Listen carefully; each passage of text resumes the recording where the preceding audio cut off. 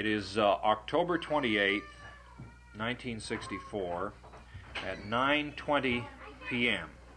This tape is being made in the home of Dallin H and June D. Oaks in Elmhurst, Illinois. Present are Mother and Father Dixon, Portia, and the children.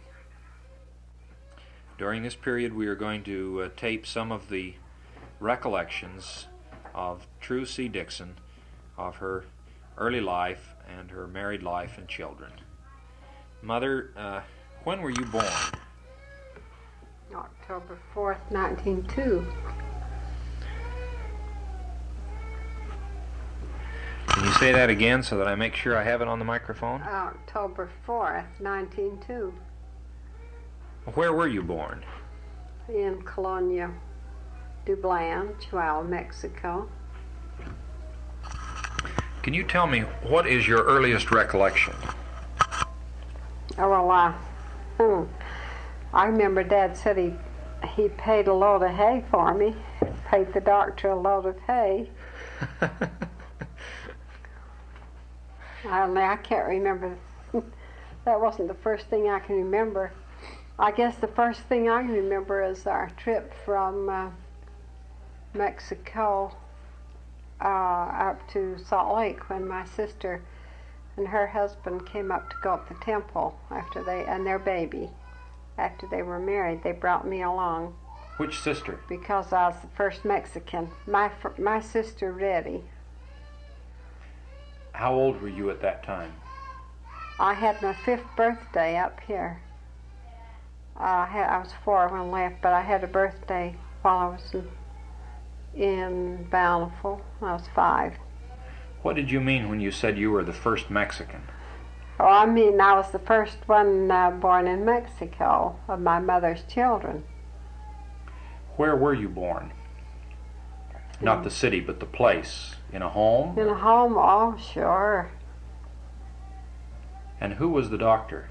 Oh, it was a midwife. They didn't have doctors in those days. I don't think Mother ever had a doctor for any of her babies. They're all midwife. I can remember the midwife's name, Sister Thurber was the midwife. And she took a load of hay for her fee? Yeah, they gave her a load of hay. She had a cow, and Dad said he gave her a load of hay to pay the bill. Now, how did you travel from Mexico to Salt Lake? Well, after they got word that the rebels, in fact, had been... I mean when you went up with Reddy. Oh, then. Oh, well, we came by train, and I remember on the way up, my sister Jenny had given me a dime to bring her some candy from Mexico. So when we were in El Paso, I wanted to go spend that dime for candy to take back to her. So I remember my father and Reddy had gone out sightseeing, and they left me home with Leroy, her husband. So I asked him if I could go and buy some candy to take back to Mexico. And we still were just heading for Utah. And so I remember looking in one store, and I couldn't see any candy, and I'd go a little farther and I'd see another store, and I look in, I couldn't see any candy, so I just kept going hunting for some candy. And till finally I didn't have any idea where I was or where I came from or how to get back there. And I started to cry, and I can remember a Chinaman coming up out of a basement, and he saw me crying, and he called the police over. So they took me to the police station, because I didn't know which hotel I was staying in or where I was supposed to be. All I could tell them was that I lived in Mexico. So they took me there, and I stayed there practically all day till my father got home from his trip and with my sister. And then they, of course, called the police and came over and got me. Now, how long did you stay in Salt Lake at this time? Well, I don't know, 3 or 4 weeks, I guess. I don't know exactly. Did you go back to Mexico after that? Oh, yes. After,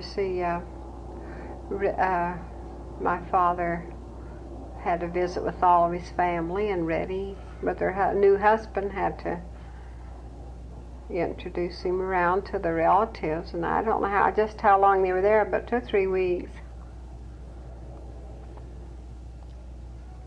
Now, how old were you, Mother, at the time you moved from Mexico? I was 9. And so that would have been 19 what? 12. 1912? Did you? No, guess it would have been 11 if I was 9. 1911. I think the Exodus was in 1912, though. Guess it must have been 10. No, no, I hadn't had my 10th birthday yet, because we came out in the summer, in June, and I would have been 10 in October. Had you made any other trips from Mexico at the between the time you went up to Reddy's wedding and the time of the Exodus? No. So you went to Salt Lake when you were 5, and then the next time was when you left Mexico permanently. Mm-hmm. Let me digress here, Mother, and ask you to tell us something about your recollections of your grandparents. Do you have any recollections of your? I never ever saw any of them, ever. Never saw one of my grandparents in my life. Do you know anything about them that's been told to you by your parents or your aunts or uncles?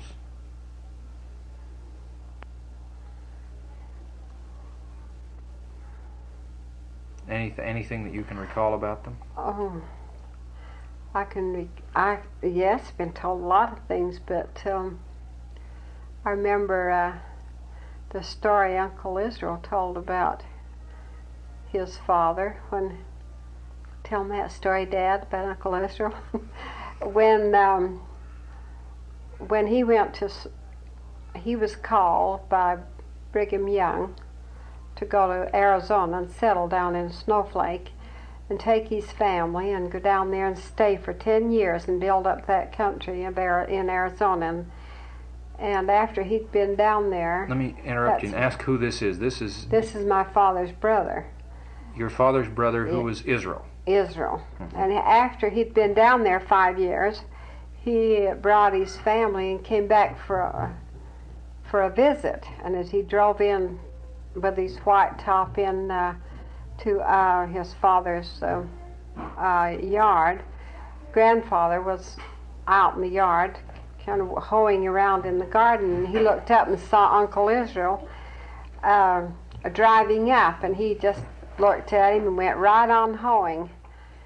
And when Uncle Israel got out of the covered wagon, ran over to his father, and he said, "Well, aren't you happy to see me, Father, after when I come home for a visit after 5 years?" And grandfather said, "Visit?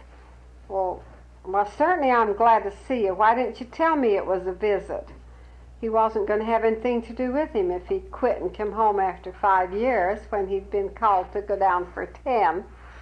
But as long as it was a visit, he was very happy to see him.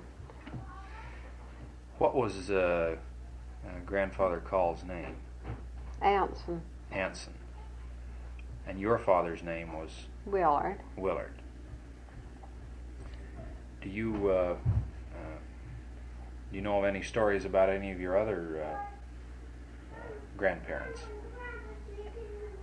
Oh, sure. Our grandmother's father was in the Mormon battalion, and he was, of course, one of the volunteers as they were heading out for Utah. And when he was taking the march, he got ill, and they gave him calomel and the medicines and left him to die. And he recovered and went on foot to overtake the rest of the group. But he took that long march, of course, wherever they marched from. Was it Winter? Well, to San Diego, but wherever they were when they volunteered was someplace in place Iowa. in Iowa. Mm-hmm. Well, Mother, what do you know about the early life of your mother and your father? Can you tell us where they were born and where they lived and how they met? yes, my father was a school teacher, and he taught school in Farmington. And the first day when he went to Farmington to teach school, he was riding on his horse, and he went past my mother's home, which was in South Farmington, on the way to the little schoolhouse, and my mother saw him then, and she thought, what a handsome young fellow, of course, and he sort of glanced at her too out of the corner of his eye. But anyway, she was in the 8th grade when he was teaching there, and I heard Mother say that he kept her after school. She thought I guess to prepare extra lessons, but he evidently kept her after school to do a little visiting with her. And then they were married that next spring, on April 1st.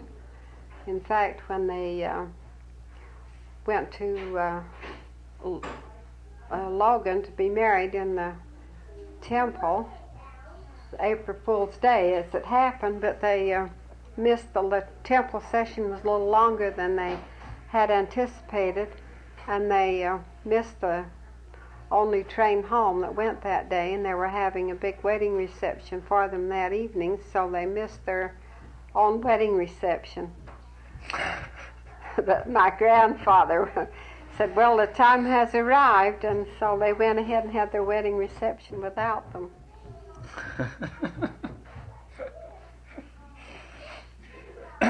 How much formal education did your father have to prepare him to teach school? Well, after he graduated from the School of Deseret, which was a university, and then he went on and took classes. He was an alum of the University of Utah. I don't know just how many years he had there, but I know he even after he was married, he went on and went to school with Governor Mabee, who was a close friend of theirs. Mm-hmm. So now, was Grandma Call his first wife? yes. About what year were they married? Well, they were married in 1868, would that be?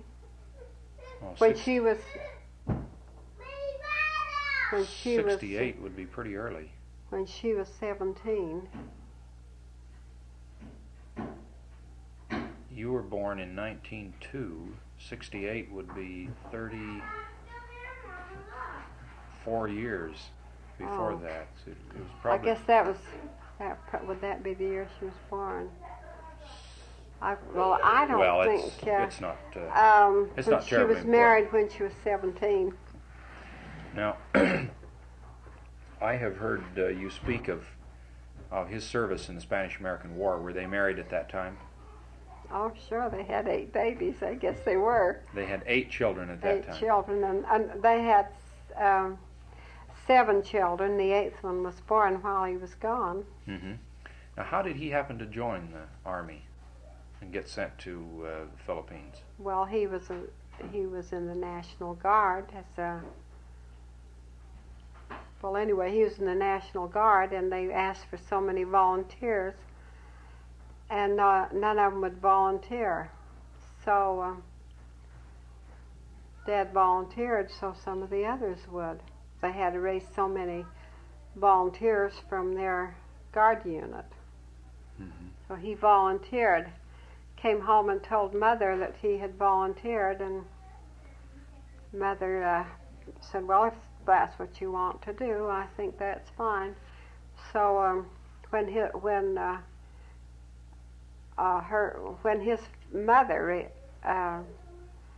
found out that he had volunteered, she went to the up to Fort Douglas and had him mustered out because he had all those children, and she didn't know that he was expecting the 8th one, but when he came home and told Mother that his mother had had him mustered out, she was quite, that's the phrase they used, Mother was quite indignant. She said, well, if you want to serve your country, and I know you do, well, then I think you should go. So he went back, and Mother went with him and re-enlisted. Oh, my. And how long was he gone? Well, I think about 9 or 10 months.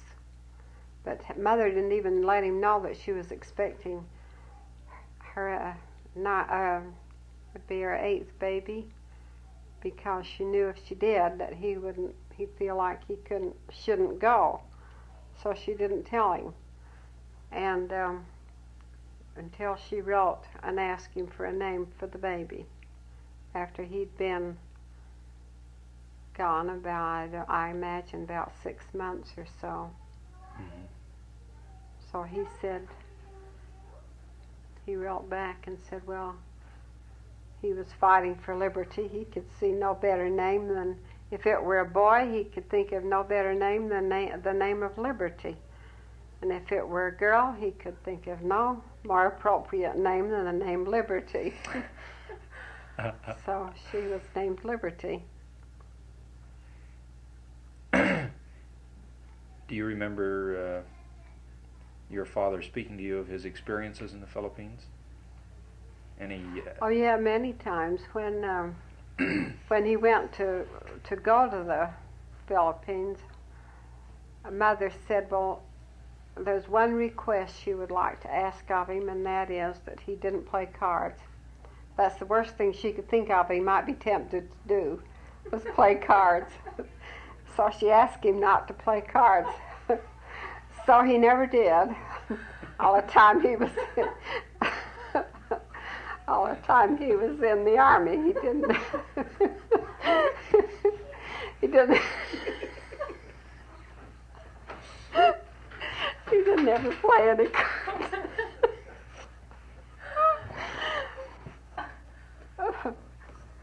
Did he tell you anything else about his experiences? Any special duties he had, or experiences, or action that he saw in the Philippines?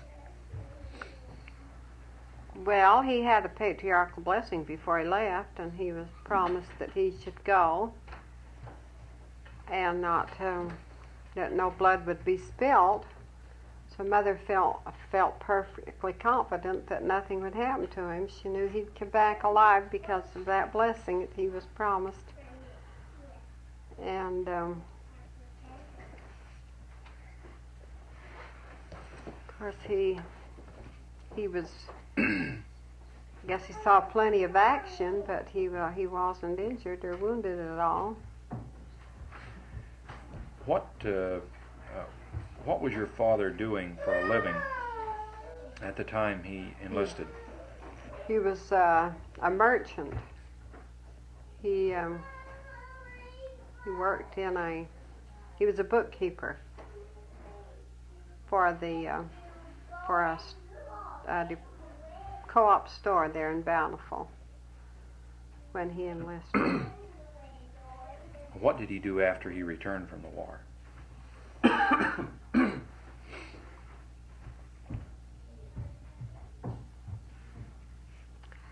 Gosh, I wasn't there. I can't remember. I think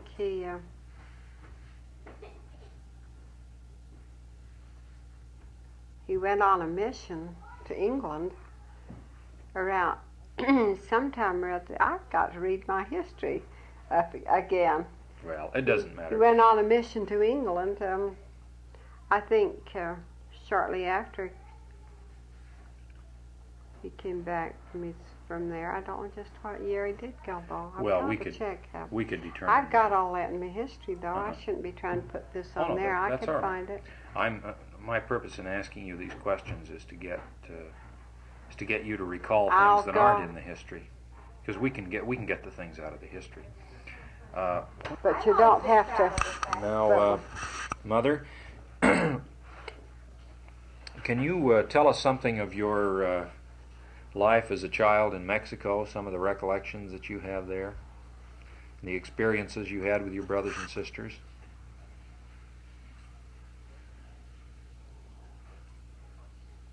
If you might start by telling us what your father was doing in Mexico, what he did for a living while he was there. Well, he was a merchant.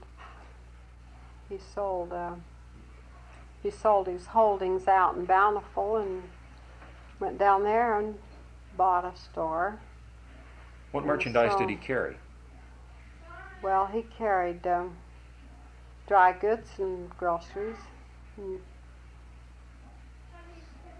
just had a little department store. Where was it located? It was in Dublin, real close to our home. How large a community was that? I guess I should know, but I don't. It was.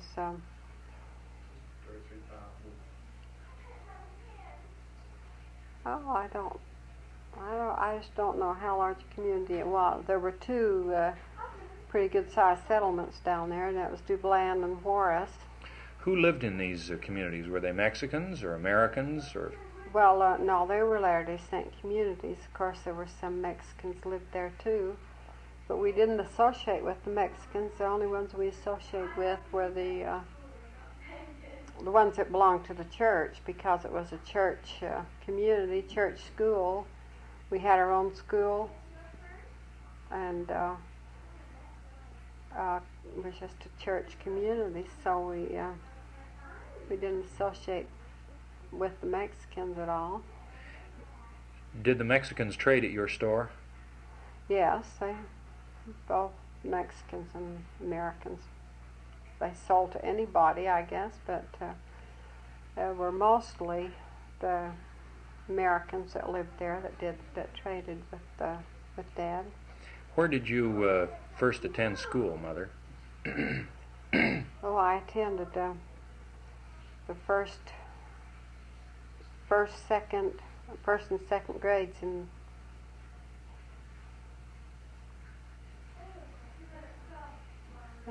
just the first and second grades, kindergarten. In Dublin? Hmm.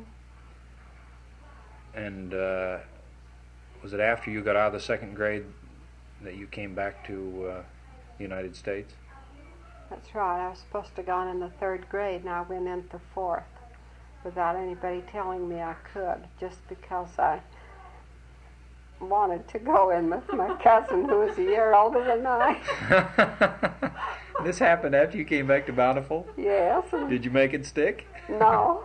It took me several years to catch up. I went into the fourth grade, and my mother and father were so busy trying to eke out a living, they never even knew that I did, I don't believe. Well, did you stay in the fourth grade and go on to the Sure, fifth? I went into the fourth grade and spent the whole year, just wasted it, because I wasn't supposed to be in there, and I Where were you supposed to be? was supposed to have been in the third grade. In the third grade. And I went into fourth. Well, you didn't waste the fourth grade. Well, I didn't. I did because I didn't know what it was all about. Oh, did you go on to the fifth the next year? Well, yes, but it took me several years to catch up.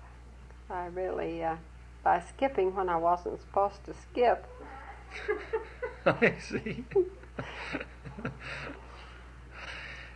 Do you remember what sort of school you attended in Dublin? Was it a one-room schoolhouse or a pretty large No, establishment? it was a church school, and we had just one grade in a room. I remember one of my teachers was Aunt Amy Pratt, who is Amy Pratt Romney now. She's stepmother to George Romney, if that means anything. And then I had Lviv Hewish's sister Viva, Lviv Hewish Earl in Provo. Mm-hmm. You know, her sister Viva was my second grade teacher.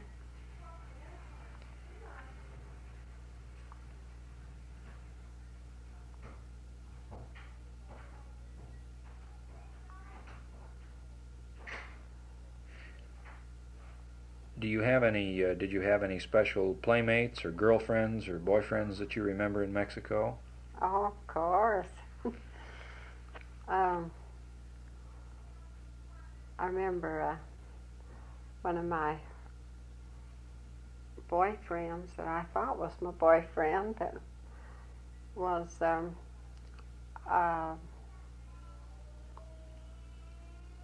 Farnsworth, Kenneth Farnsworth. I thought when we came out of Mexico, I really missed him. I didn't ever see him for years, and when I did see him, I was sure glad we'd come out of Mexico. What do you mean by that? For fear I might have. I'm really glad I wasn't married to him. What did your father do in the church while he was in Mexico, Mother? Well, he was superintendent of Sunday school as long as I can remember down there. And he always used to take the romantic lead in the plays that they'd put on. Dad was quite a dramatic actor. He took the lead in the plays. Of course, they had to make all their own amusements, and they put on plays, and of course they had their dances, and they used to take us all to the dances, even as kids, and we'd go and dance. They had dances for everybody, all in together, kids and all, and we always had to do the square dances because they didn't allow them to waltz. If they waltzed down there, the Mexicans knew how to waltz, so that was the way they barred the Mexicans from our dances, just by doing square dances, and they didn't know how to do those. So that's the only way they could bar them from coming, and so they all did the square dances. And if anyone ever attempted to waltz, they'd pull them off the floor. Mother, tell us about some of the experiences that you had before you came out of Mexico, that the family had, that made you leave Mexico. Well, I had the Villa just got a revolution, and Pancho Villa was the leader, and he came in to the communities with his soldiers, his troops that he'd gathered, and they were just rebelling against our government, and they just practically like a civil war. And old Pancho with their soldiers would come in through the communities and take everything they wanted. They'd go in and loot the homes, and I remember they'd go right into your corrals and kill a beef right in front of your eyes and take the hindquarters or whatever part they wanted. And they demanded all the ammunition from all the people that lived there. They took all their guns and their ammunition, and then the people didn't feel safe after they had taken their ammunition. And then they were having these rebels led by Pancho Villa, were just taking over the community like rebels do. It was just a regular civil war. So they got together, called a council meeting, and decided that all the women and children should leave, that they weren't safe. And they called this meeting, and we only had a few hours to pack and be on our way out of the country. And it was the church authorities that made this decision? Yes. And of course they had a presence of stakes, and all of the city council, the high council, got together and decided they should better get out of there because it wasn't safe to be there. There were one or two people had been killed. They'd come in and try to rob their homes, and if they'd resist them, there were one or two of them killed. So they decided they'd better ship the children and the women out, and they sent my father out in charge of the group. So he came, but very few of the men came, but Father came in charge of the women and children to get them located in El Paso, or some till they were could be taken care of by relatives here. But yet my brothers all stayed there, my older brothers, to fight if they had needed to. Of course, when we left, we figured we'd be going right back as soon as that disorder was settled, and we figured we'd be going back in a month or two. Thought the trouble would clear up and we'd be back, all settled back. But of course we never did go back, but some of them did. My uncle A.B. went back and took his family, and he hadn't been down there long till he was taken for ransom. And they asked, I don't remember the amount of money that that they asked for ransom, but they didn't have that kind of money. So they told his family that if they didn't raise the money, that they would kill him. So they had to go out and gather up all the money in the communities, both in Juarez and Dublin, and empty all the piggy banks and all the money they could rake and scrape to go give these rebels to save Uncle Boyne's life. So after they gathered up the money, they even had the Uncle Boyne. First, he refused to let them do it. He said he didn't have any money and any cash. At least he had property, but didn't have any cash. And they said, well, and they blindfolded him and tied him up and said, okay, then we'll shoot. And some of Uncle A.B.'s boys said, oh, we'll get the money. Don't be stubborn about it. We'd rather get the money than to take a chance. So they went around and gathered up the money, and then they released him. Mm-hmm. When you what kind of home? What sort of home did you live in there before this disorder? Well, we thought it was a pretty lovely home. We had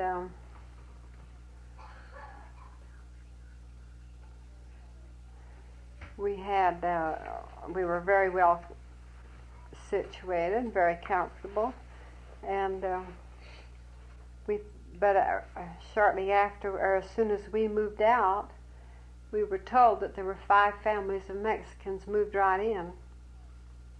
The day we left, my brothers said that there were 5 families of Mexicans moved right in their home. The Mexicans just moved in and took possession of all the homes after the saints left. First ones that could get there took possession and moved in. What property did you get to bring out in this short period of time? Well, nothing. We had, with our large family of children, and everybody was just allowed to bring, it seems, one suitcase per family, and I remember as a child, each child was told they could take one toy with them to hold on their lap. And I remember looking at my doll, trying to decide whether to take my doll or to take my little lamp that had been given to me on my 8th birthday. I finally settled for the lamp, but each one of the children brought one toy that they could hold on their lap. And then they just had to walk out and leave everything. They didn't remember my parents buried a lot of their fruit. They had 10-gallon cans of honey, or 5-gallon probably, cans of honey and bottled fruit that they had bottled, and they hurried and dug a pit and buried some of that, but the Mexicans found it and dug it up, used it. Mm-hmm. What was the need for the urgency in leaving in just a few hours' time like this? Well, they were really nervous about their lives and their safety, and they made arrangements to get these extra train box cars they had that they put on the train, and they worked with the government and got these extra box cars put on to bring all the people out, and they all had to be out of there when they could come. After all, you pick up a whole community and move it. You've got to move it at a certain time if you're going to do it all at once like that. So you came out of Mexico on the train then? Mm-hmm. They put all these extra box cars, just cattle cars or box cars, on the train and gathered up all women and children, brought them all out. Where did you go when you came out, Mother? Oh, went to El Paso, and then we, everybody, my father went along and arranged with the government to help house the people until they could be taken care of by relatives or someone to get them to their destination wherever they could go. And so when we got to El Paso, he had arranged for some barracks to put the people in until they could be taken care of. How long were you in El Paso? About 3 weeks. We were the last ones to leave because we couldn't leave till Dad got everyone else located somewhere and got them on their way someplace else. So we were the last ones to leave. Where did you go? And we came back to Bountiful. That's where my father's family all were. What did your father do when he returned to Bountiful for a living? Well, that's the sad thing about it. I guess he did anything he could do. When he'd left all his capital and everything he had down there, he couldn't go back into business because he had nothing to go into business with. Everything he had he'd left. Came out with a large family. He just took a job with different companies, wherever he could get something, and I don't know. He worked for 2 or 3 different firms. Mm-hmm. Did you ever recover any of the property that you left in Mexico? Well, the government never did pay anything for the real estate because they said, well, that real estate's still there. If you can go on it, you can go get it. But the government gave them 10% of all of the property that they had other than their real estate, like their furnishings and their things that were lost. The government paid them 10% of the value, and they had someone praise them of the value that they had, and then they recovered 10% of that, and yet their real estate was still there. So of course it was stripped and ruined. When we went down to visit our home in 1927, I believe, why, it just made your heart ache to see what had happened to our home. With all those families of Mexicans living in there, they just stripped everything. Just all the people that didn't go back, their homes were just taken over.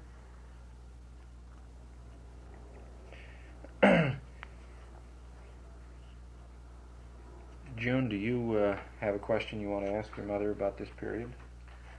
I'm just wondering when it was that you lived on the Indian reservation or the Hawaiian. Hawaiian. Well, that's after we left, yes, after we came out of Mexico. I was in the 6th and 7th grades. Dad went out there on the Hawaiian reservation to operate a store. See, that's what Dad had done all his life. On the Hawaiian reservation. There were about 1,000 Hawaiians that had come here from Hawaii to get temple privileges, and the church had bought a huge reservation out in Yosepa, Iosepa, Yosepa, out in Tooele County, and so Dad went out there and operated the store. And then while we were still there, they built the temple in Hawaii and sent my 2 cousins back.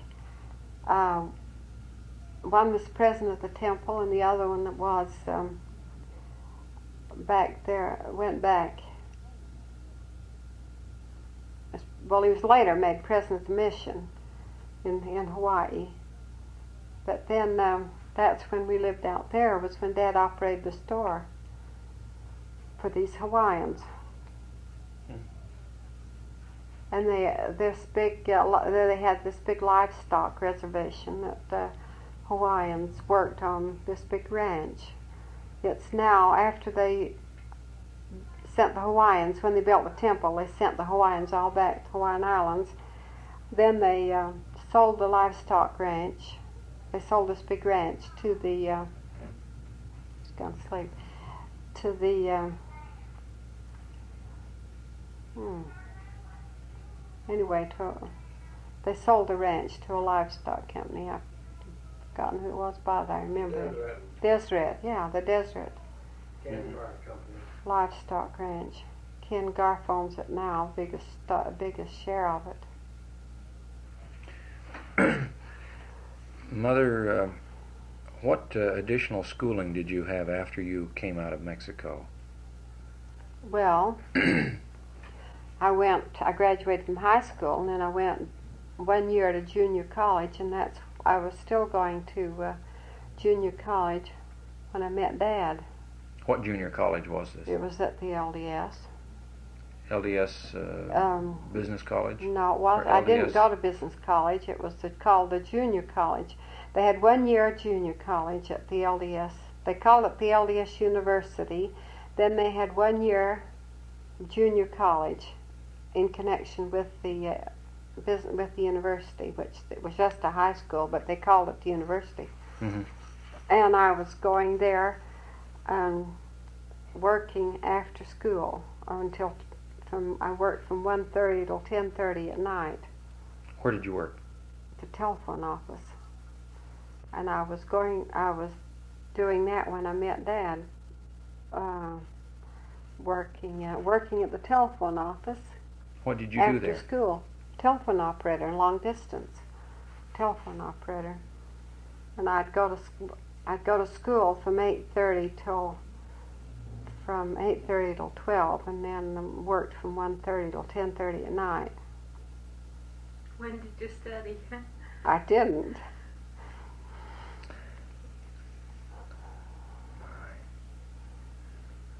know a little bit more about your relationships you had with your brother and sisters. You told me once that you didn't know the difference between your half brothers and sisters and your full brothers and sisters. You were all just We all one big lived in family.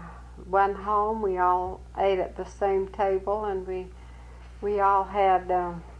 In fact, my father used to tell us. I'd say, "Dad, which is my half brother now, and which is my half sister?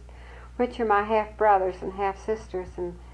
And Dad would say, "Well, they aren't. They're all your full brothers and sisters." He said, "Now, for instance, if anything had happened to me and your mother'd marry again, and then she'd have children by that husband, then they would be your half brothers and sisters." And we believed it when we were kids. But as long as they were the same father, we were full brothers and sisters, and we believed that till we were pretty well grown. I think you ought to tell about how he disciplined you when you were fighting. Well, yeah, with a big family like we had, all living in one household, if we ever had any disagreements or started fighting at all with each other, Dad would say, "All right, now, come on," and he'd get us in a circle, and he'd say, "Now, you two go out and get you a willow. Cut your little willow off that tree over there." And we didn't want to, but he'd make us go out and cut us a little willow.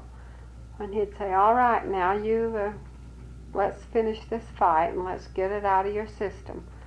And he'd say, "All right, now you strike unity with this willow." And I didn't want to, but he'd make me strike her with the willow. And he'd say, "All right, now you strike true with your willow." And she didn't want to, but he'd make us do it until he didn't. After, when we had to hit each other with the willow, we didn't want to. So that's the way we had. That's the way he settled our arguments, by making us cut little willows and whip each other with them.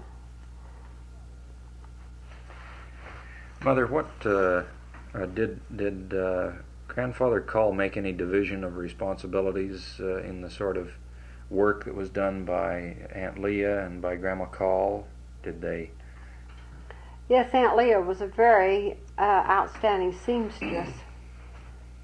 Very, very talented. In fact, she took a sewing course, and she was very good at sewing. So Aunt Leah did all the sewing for all of Mother's children, and my mother did all the cooking.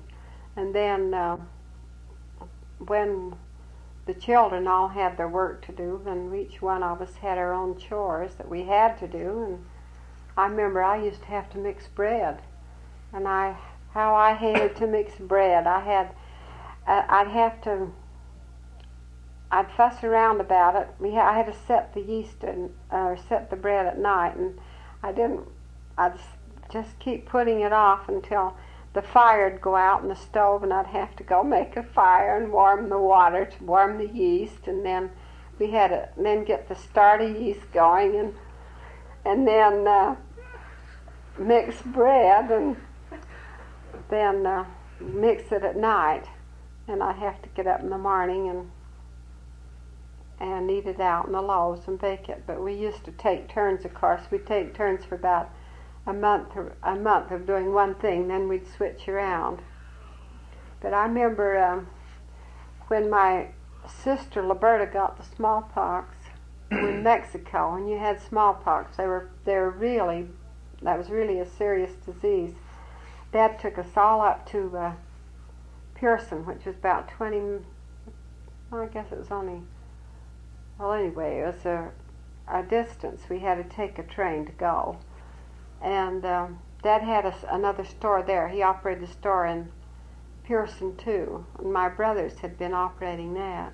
But he took us up there while Liberta was recuperating or getting over the smallpox, and he took Aunt Leah's children, and younger than me, and all of Mother's younger than me.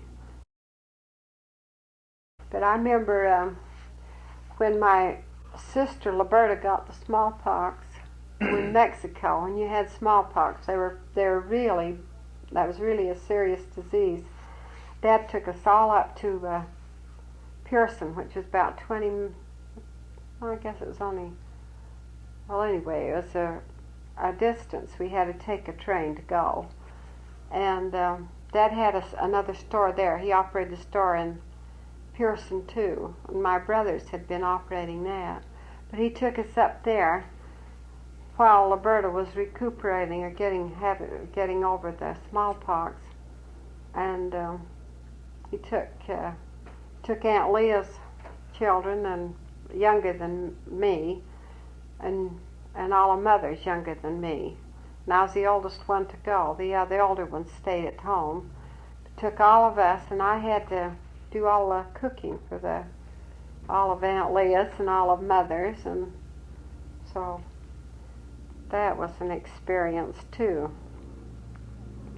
I can't remember exactly how old I was, but I remember how when we asked Glenn how old he was on his birthday, he said he was 5.5, and he was that was his 6th birthday. So I guess I could figure just what year that was by that, because it was when Glenn was 5.5. That's Aunt Leah's 4th child. But anyway, I was the oldest one that went.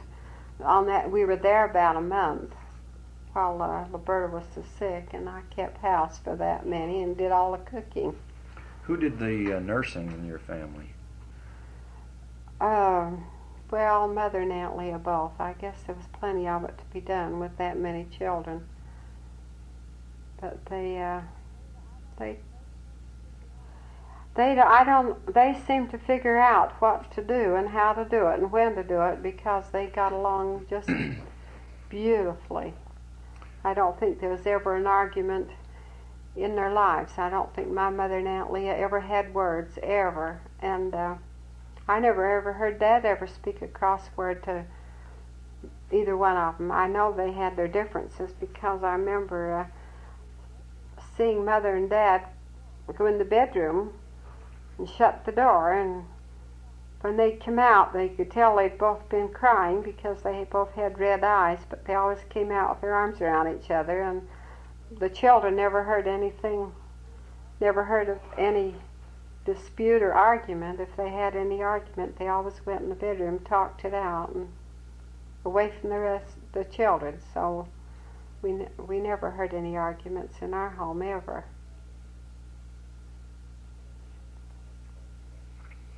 Mother, is there anything else about your life in Mexico that you, or your family relations with one another, brothers and sisters and so forth, that you want to add? Well, I was appointed with the bishop of the card games. Well, of course, in Mexico, if anybody ever did anything that they shouldn't be doing, they always had to get up in church and ask forgiveness. And I can remember one time we went to the school. It was after school hours, and I saw 2 or 3 of the boys playing cards. So I went and told Uncle A.B., who was the bishop. Uncle A.B. was the bishop there for 40 some odd years, and I went and told him that I saw Lullaby Hilton, and I don't remember the names of the other boys, but Lullaby Hilton. I saw him in there playing cards.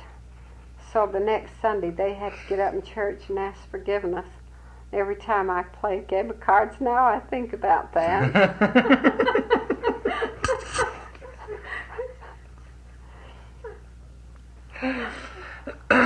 Mother, where did you get your training in marcelling hair? Well, to begin with, I just sort of picked it up, and just by doing it. Well, then I just started marcelling and kind of picking it up, and I could do a pretty good job. So then, after I'd done it for a couple of years. Then I went back and took took a course and got my diploma and passed the state board. That was in 1928 when I passed the state board. But I was marshalling before I was married and earning a little money while I was going to school and working too. And then I went back and took this course, but I was only in the school a short time, about 5 weeks. It's when Willard was a baby. I went back and took that course just long enough to get the written work and get my certificate, and pass the state board. Who was the Secretary of the State at that time? I won't mention that. Why not? Well, I'll tell you later. Mother, tell us about your social life and any boyfriends or dates or companionship that you had before you met Father. I asked him a similar question. He gave a very, very interesting answer in his history. Well, he was probably give you a better answer on that than I could. You told me about going out to Lagoon once. I'm not going to put that on there, though, I'll tell you that. That was... Well, just tell us about any young men that you dated, or any kind of activities that you remember as a young girl. Well, it's kind of hard to just reach out of the air and remember. I always used to have lots of dates, but there was only one that I ever went with that I was a little bit serious with before I met Dad. But after I met Dad, I wouldn't give him a second look either. But that was so... I don't think that I have any that I'm going to talk about, really. All right. Tell us about what you remember about the first time you met Father. Well, he'd been home from his mission a short time, and he was there at our place with my sister, and I came home. It's when I was working till 10:30 at night and going to school in the morning. I came home from the telephone office, and I was introduced to him, and I remember he asked me how old I was, and I said, "Oh, I'm sweet 16, break it," and he did. I've never been kissed. Well, I said, "Break it." That's what I meant to break. So he did. He broke it, and then about the next night, he was there to meet me when I got off work. And we started going together there right from then on. What sort of dates did you have, and what sort of places did you go when you were courting? Oh, he'd come up and take me. Remember one time we went up to see the flood. We hired a cab and went clear up to Willard after they'd had a severe flood in Willard, up in Farmington and on up to Willard.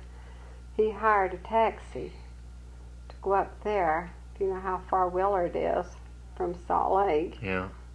He hired a taxi to go up and see the flood, and then we came back and went to Hotel Utah for dinner. And He sounds like one of the first of the big time spenders. of course, I think he had to borrow the money that we went on, but we had a good time anyway. Did he ever take you out in a motorcycle? No, he'd gotten rid of his motorcycle when he went on his mission. He got rid of his motorcycle, and of course I never went on that. But we were married for 4 years before we had a car of our own.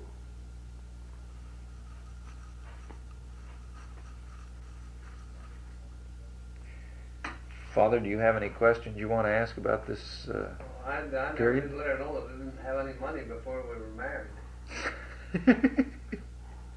I made her think I had some.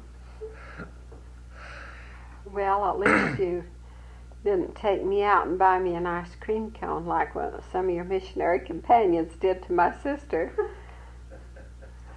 Take her out on a date, and all he spent on her was a 5-cent ice cream cone. That was a full evening. Mother, what do you remember, or let me rephrase that question and say, tell us about your marriage and your wedding trip.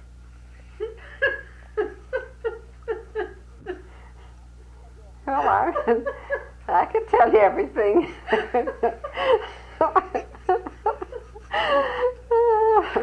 Well, you go as far as you like. But well, we just didn't go very far. we got as far as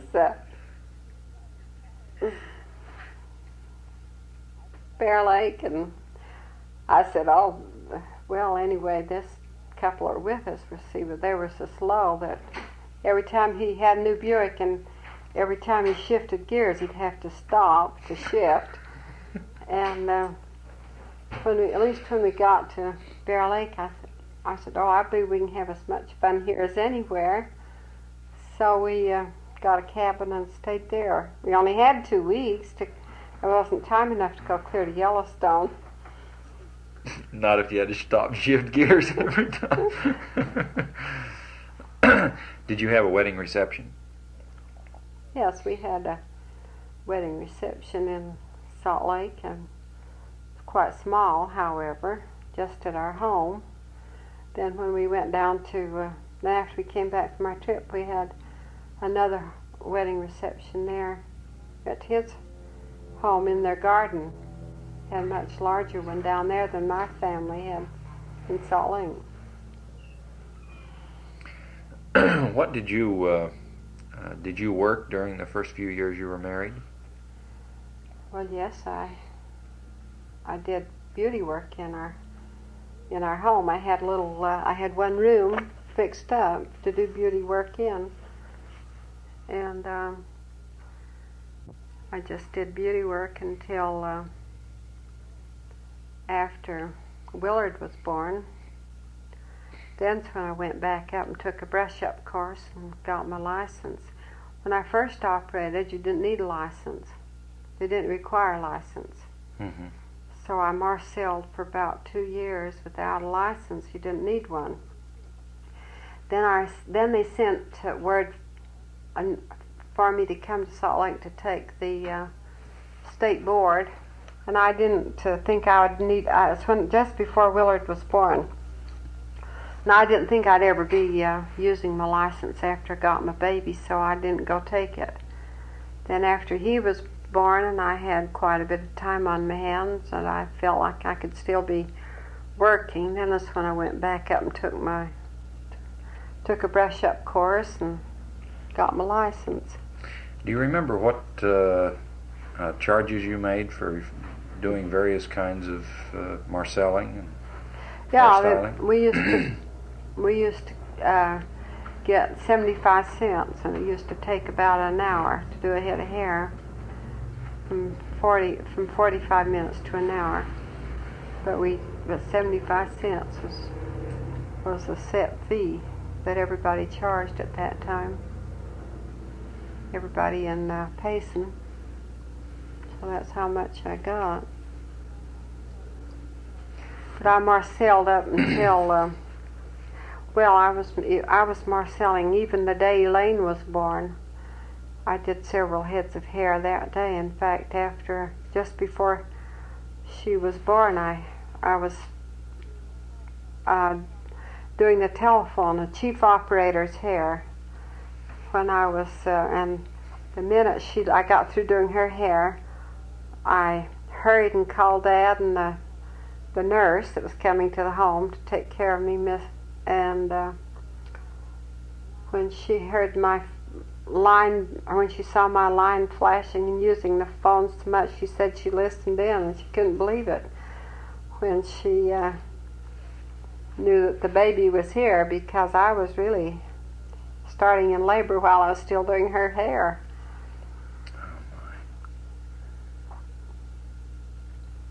Well, that's good for you.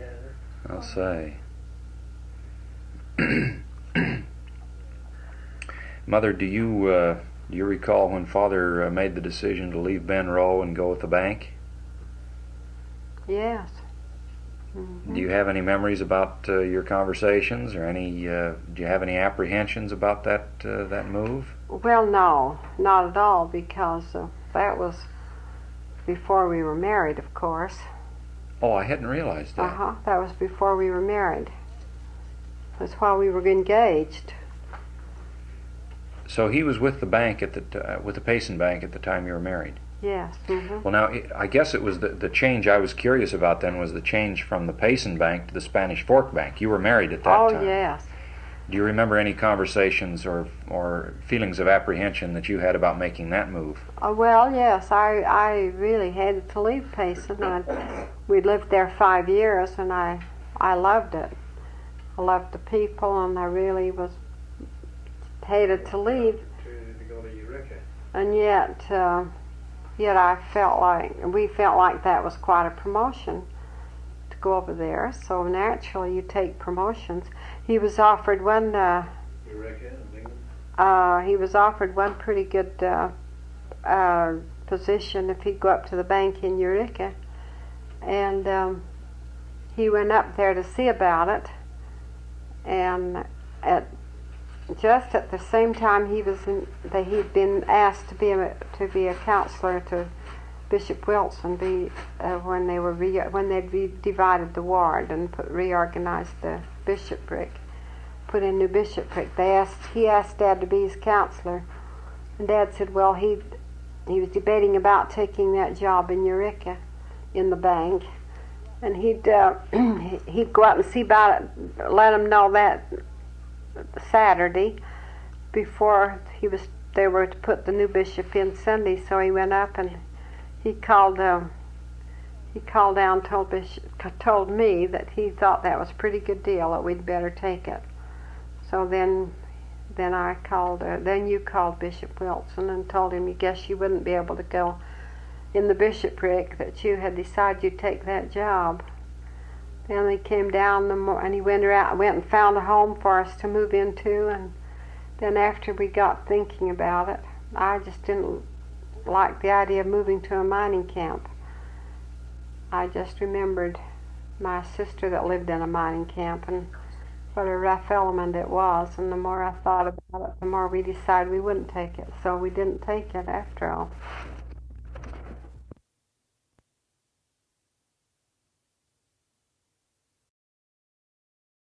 That's right. Now, what sort of work did you do in connection with the growth of the commercial bank from a one banking establishment, one office, to a number of branches that it had when it was merged? Well, mostly furnishing capital for these new offices, and helped decide on which was a good location, and when we buy out the assets of other institutions. Now, I claim quite a lot of credit for having bought the assets of the Payson, the old State Bank of Payson, because after it failed and it was under receivership for a while, the assets became available for bid. And so I went over those assets carefully, and I told Mr. Thomas, I said, if I had the money, I'd buy those assets. I'd put in the bid on those assets at a certain price. I says, because I know the credits, I know the people, I know what can be done with those assets. And so I think mostly on my enthusiasm and my recommendation, the assets of the old State Bank of Payson were purchased. And we just made a killing on the profit of that purchase of the assets there, because a going concern could go out and do a lot better on those loans than you could to force liquidation and try to get the money out of it, because we could renew the paper, take a new mortgage, help them out. I recall one loan there that I made to Nephi Stewart. And Nephi Stewart had a whale of a lot of judgments against him, and he had his home in the clear, except for some back taxes and all these judgments. So I said, well, Nephi, I believe I could help you. I was then quite active in the getting started with the Federal Housing Administration, one of the first, and if not the first, one of the first in the state of Utah, because it came under a Democratic administration, and Ed Money and I were right on the inside track to get the federal housing loans as a part of our loan program. So I went over and saw Nephi Stewart. This is just one example. And I said, Nephi, I think I could help you get a long-term federal housing loan on your home, and we could renew this loan of yours and get these other creditors out of the picture and maybe settle them, and I could help you to do that. Well, he says, I wouldn't mind as long as you're there. I'd give you a mortgage on my home if I thought I was dealing with you, but he says, I don't want to deal with anybody else. He says, especially your president over there. Well, I says, if you leave it to me, I can help you do that. So I went around and met the other creditors and got a real honest-to-goodness settlement, got all these judgments and all out of the way. And he gave a mortgage on his home. Well, it was all velvet for the bank, and it meant $3,000 or $4,000 collection that they never in the kingdom come could have collected, because he could have taken either bankruptcy or homestead exemption or some other avoidance of that obligation. But under that plan, I did him a real service to get all these creditors out of the way so that his credit would then be free to deal with others in the future, and a long-term 20-year plan, small, easy repayment program, and the bank in the process made $4,000 on that one deal.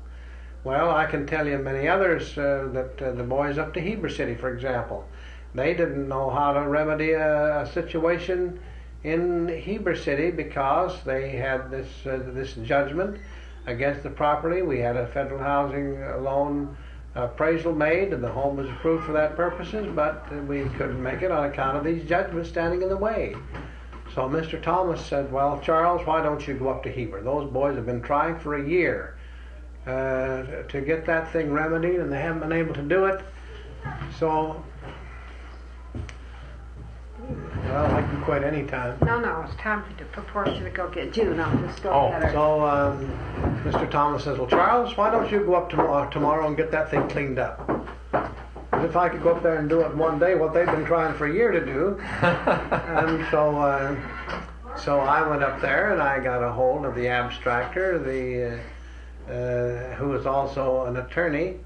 I can't think of his name right off. I'll think of it in a minute. But anyway, I said, well, now this man can either do one of three things.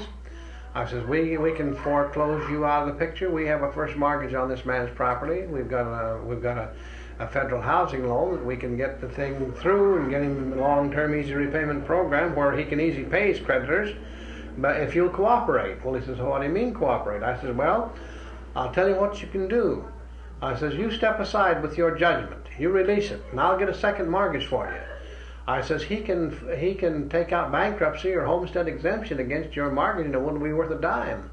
But I said, I can get a second mortgage to you, but I want to get our mortgage on record first, and then the title report issued, and then your mortgage can come in after the title report and the title policy will have been issued, and so that we can get this loan through and sold to Federal National Mortgage Association. So to make a long story short, there was a bank over to Camas to deal with, and I went over there and persuaded them the same thing, and that they were out on a limb. They couldn't do a thing without our cooperation and support. He could either take homestead exemption, bankruptcy, or we could foreclose them out of the picture, which they didn't want us to do. But I says, I can get a second mortgage for you here. And the Stanley Abstract Company was the name that I was trying to think of. And so he says, well, okay, if you can do that, well, I said, I'll do it. I'll promise to do it. You trust me with the release, and I'll either return your release to you or give you give it back to you, or else get a second mortgage for you. So I proceeded to do that. I already had his agreement to sign a second mortgage before I made the proposition, and so I went back and got it all signed up and got the title report and everything issued that one day, and went back and told Mr. Thomas, well, I says, I got the job done, and here's a title insurance policy and everything completed. And about the only praise I got for it was, well, fine, I knew you could do it. And that's about as close as he'd come to paying me a compliment, but he never said an unkind word to me. But he had that kind of confidence in my being able to perform. So, I mean, you asked me how I helped to do those things. There was lots of times that people, Mr. Thomas was very plain spoken, very blunt, very fair to deal with. But he would frighten people with his bluntness lots of times, and as a consequence, I could supply some of the things that he lacked. He could supply some of the things that I lacked. And I learned to put a stone in my heart in dealing in the credit business under his tutorship. And he learned a little bit, I think, about diplomacy, or at least being kind with people and getting more flies with honey than he can with vinegar, with my way of dealing with people. And so I think I contributed to the success of the institution by the kind of service that I was able to render. I think that's a wonderful summary, Father. Is there anything else about the growth of the commercial bank that you'd want to mention before I question about another subject? Well, the bank was kept sound with the kind of policy that we knew we weren't going to cheat anybody else out of anything. And we tried to keep ourselves in a position so we could make collection, and they couldn't cheat us. And then everybody was happy, and the bank was sound, and we could pay the depositors when they came in for their money. And the bank was a sound institution, and one that gradually got more prestige and more confidence of the people and the public they dealt with. How many branches were there at the time you merged with the First Security? We had 8 branches. Where were they located? 8 offices in the commercial bank system. They were located, the head office at Spanish Fork.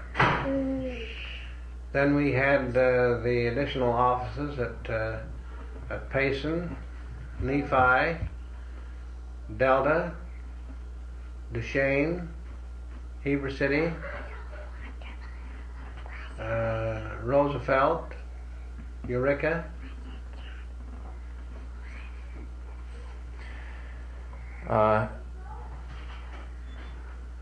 Father, during the time you lived in Spanish Fork, did you do anything besides work in the bank and invest in bank stock to build up your estate? Well, I had an opportunity, as I say, after we got into this federal housing program, to see how it could make it possible for people to acquire a home with a small equity, with a small down payment. And during the war, housing was a real, created a real shortage of housings in a lot of ways. And so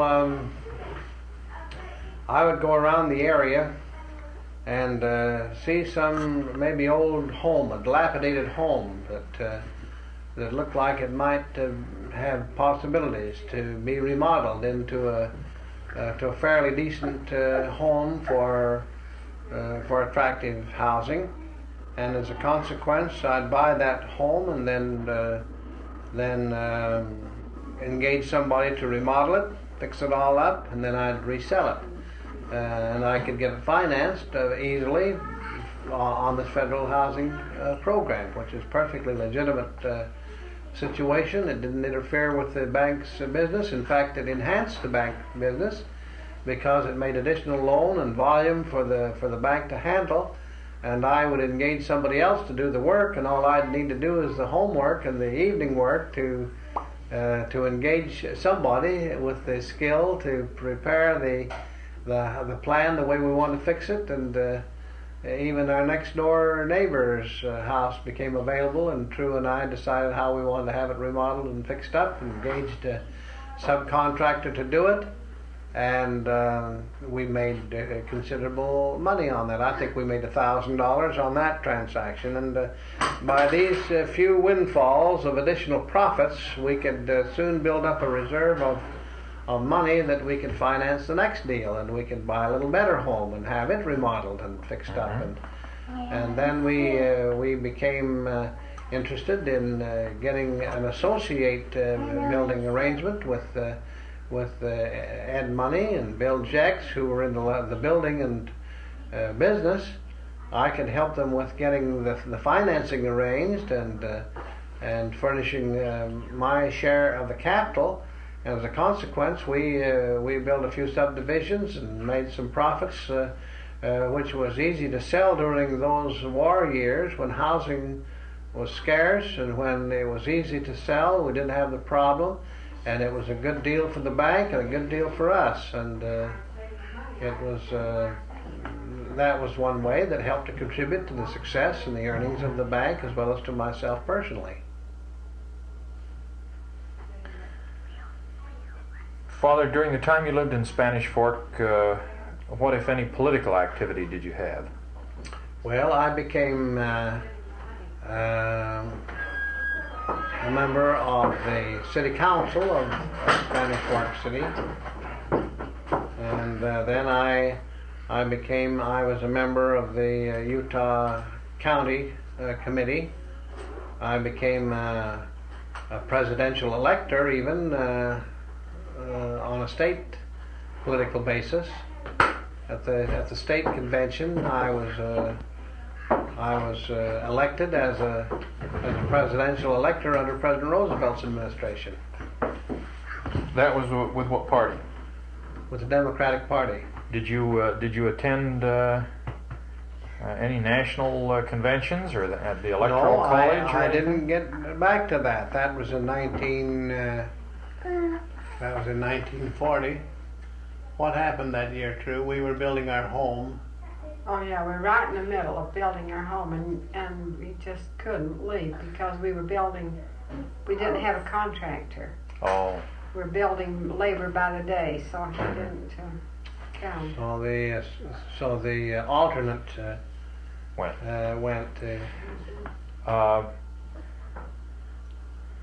How long did you serve on the city council, Father? Just one term. Was that 2 years? 2 years. Now, you've spoken of travel, and it seems to me that over the period of your life you've done a good deal of traveling around the country. That was more remarkable in 1920 than it is today. Can you give a brief summary of the places that you've traveled and say from the time you got off your mission? Well, actually, True and I used to plan our vacations for a trip to the National Convention for two reasons. One, that we used to get our recreational and sightseeing on a wholesale basis, and second, it was a week of intensified training in some particular field of banking that I wanted to attend these various departments. And so not only that, but we made friends and acquaintances that have been of a lifetime lasting benefit. That we still have friends across the nation that we made at these various national conventions. And I guess I've attended more national conventions, both the American Institute of Banking, when we used to have to pay our own expenses and consider that time as our vacation. They didn't used to pay the employees expenses to go to these conventions and consider that extra besides their vacation, as they do nowadays in a lot of cases.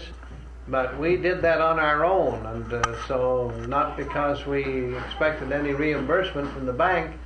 to cover that expense, but because we wanted the educational opportunity and the advantage of travel and education.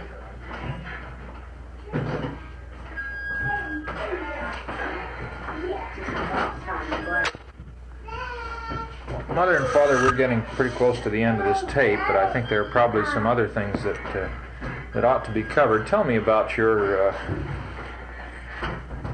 relations with Mother's mother, Grandma Call, and your own mother through the years.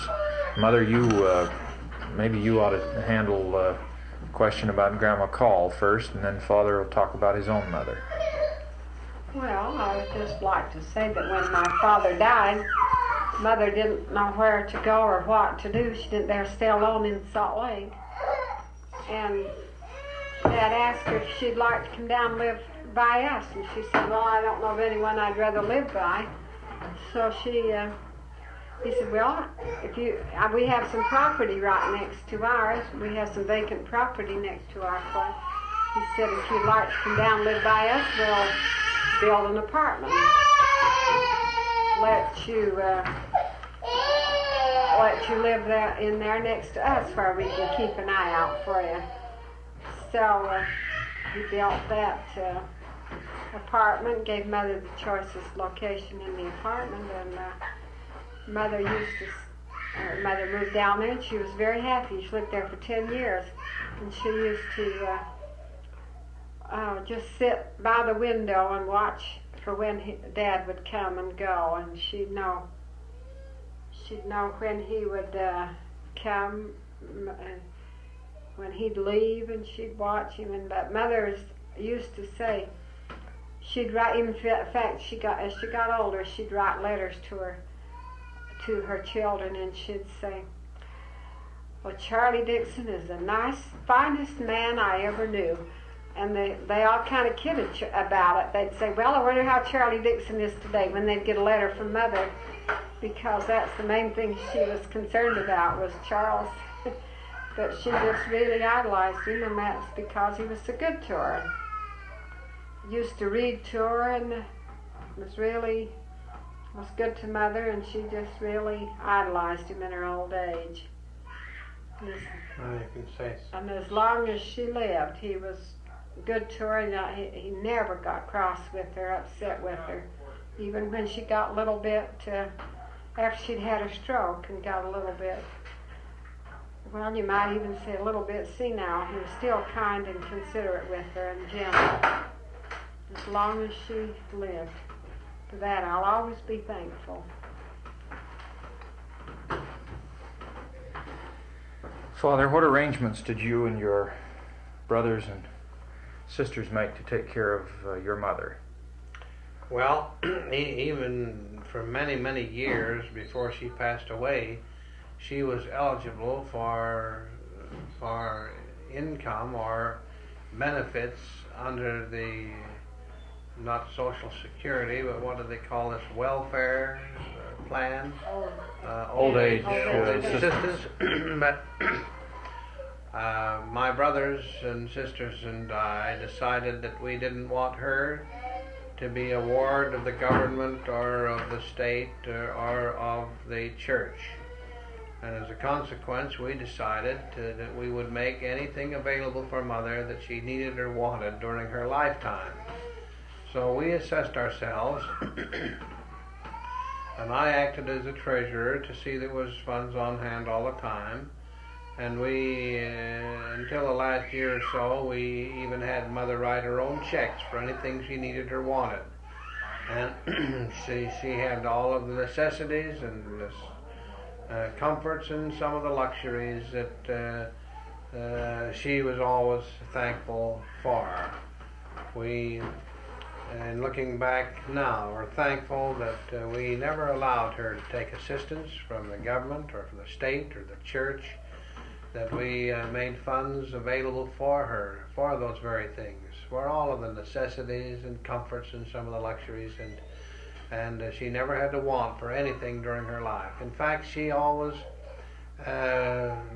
looked at her own patriarchal blessing as having been fulfilled, in which it said that her table would always be spread with the bounties of life. And she certainly had that blessing fulfilled in every detail. Thank you, Father. Well, we've been at this now for just about exactly 3 hours, without any rest, and I think that you've proven yourself to have one of the most remarkable memories I've ever seen in my life. Before we close this session, is there anything you or Mother think we ought to put on this tape? Oh, I'd just like to add that I think he's about the most wonderful man that ever lived. I sure would hate to trade him for anybody else I've ever known. Well, I can reciprocate her kindly feelings and statement. We've had a very wonderful and happy married life for more than 40 years. We commemorated our 40th wedding anniversary last June, and we look forward to another 10 years when we can commemorate our golden wedding anniversary. It'll actually be less than 10 years, so if we can live and enjoy good health for that period of time, it'll be wonderful. If not, we will have had 40 or more years of some of the most happy and successful married life that any couple could hope to have. Father, before we close this, I feel prompted to ask you this one question.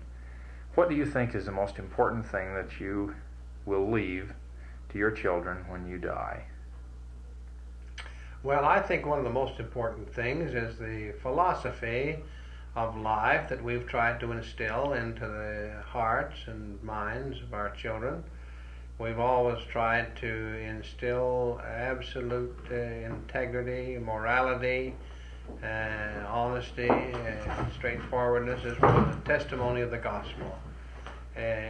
Whenever our children have been away from us, we've always been able to write and compliment them on their integrity and their morality and their Christian virtues, for which we're thankful. We haven't had any problems in our family. We haven't had any juvenile delinquency. We hope we never will have.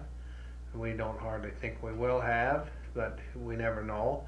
But at any rate, we are thankful that our children have been inclined to hold on to the iron rod, so to speak. And that's one thing that we think we've been more or less successful in doing. We've been encouraged from our parents to hold on to the iron rod and of integrity and morality and spirituality. And I think that's most important. I know a lot of people that have got dollars where we haven't got dimes, and they haven't got the happiness and the joy that comes from the type of living that we are proud is in existence in our and among our family members. The love that exists between our family members and the joy they have in getting together on occasions, why, we're just happy for that experience in our family. Thank you very much, Father. Is there anything you want to add before we conclude our session at 9:35 p.m. this evening? Mother, is there anything you'd like to add?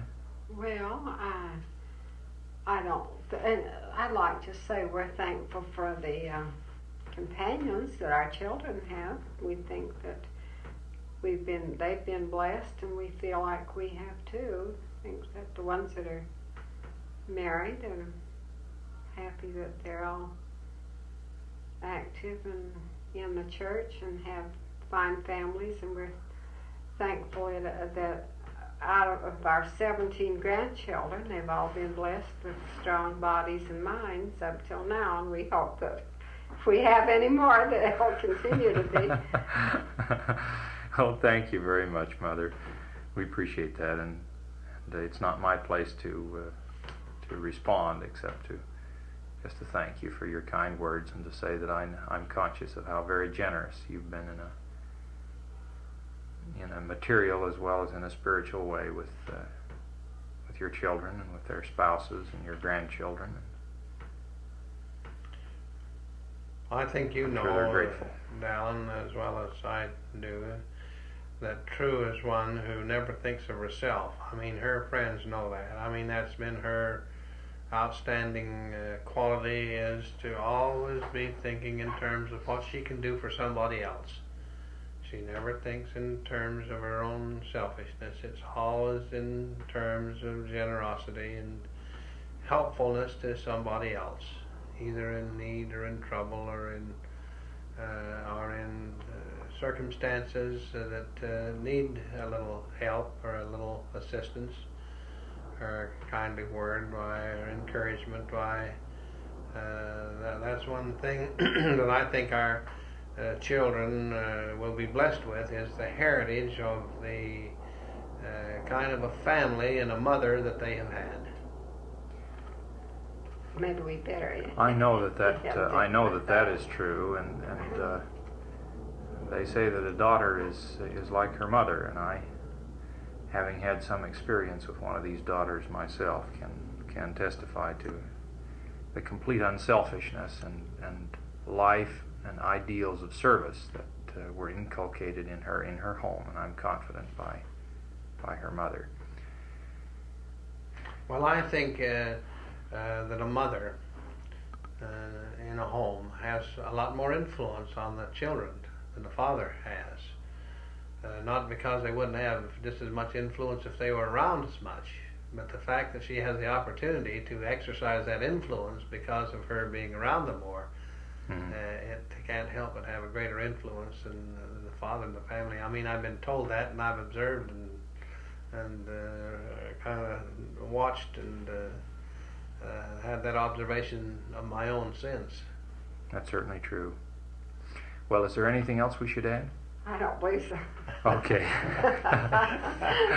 Thank you, both of you.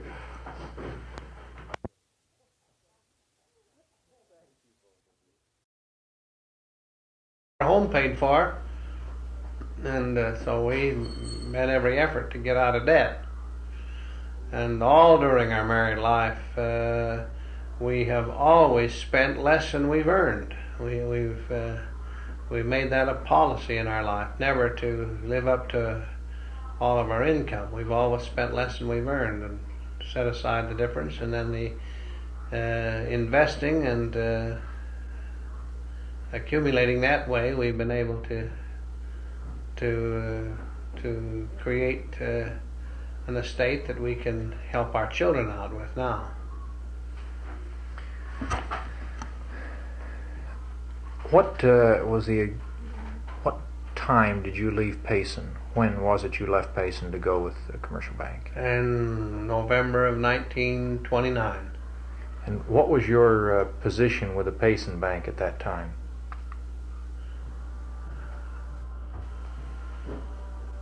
I was cashier. And what did you become? I was cashier of the Payson Bank. The Payson Bank. And I became cashier of the Commercial Bank, Spanish Fork. Did the commercial bank have any branches at that time, Father? No. Now, in 1929, how many children did you have? 2. Elaine and Willard had been born at that time. Mm-hmm. Now, when you went to work in Spanish Fork, did you move over there? Yes, we moved away from Payson and took up residence in Spanish Fork. Where was your first residence in Spanish? Yes, well, it's what they call the old Lewis home, just a block east of the old First Ward LDS Church. Is that on Main Street? No, on Center Street, just south of Center Street in Spanish Fork. That'd be about 4th East and just south of Center Street. Mm-hmm. How long did you live there? We lived there about 6 months. And then where did you move? We moved into the what they called then the Faraday Apartments. It's now called the Olson Apartments. Those apartments are located on 2nd North, just west of Main Street. Mm-hmm. How long did you live in this apartment? Well, let's see, we lived in that until until the twins were born in 1933. And then where did you go? And then we bought a home on between 5th and 6th North on Main Street. Or is it between 6th and 7th North on Main Street? And you lived there for how long? Well, we lived there until we built our home on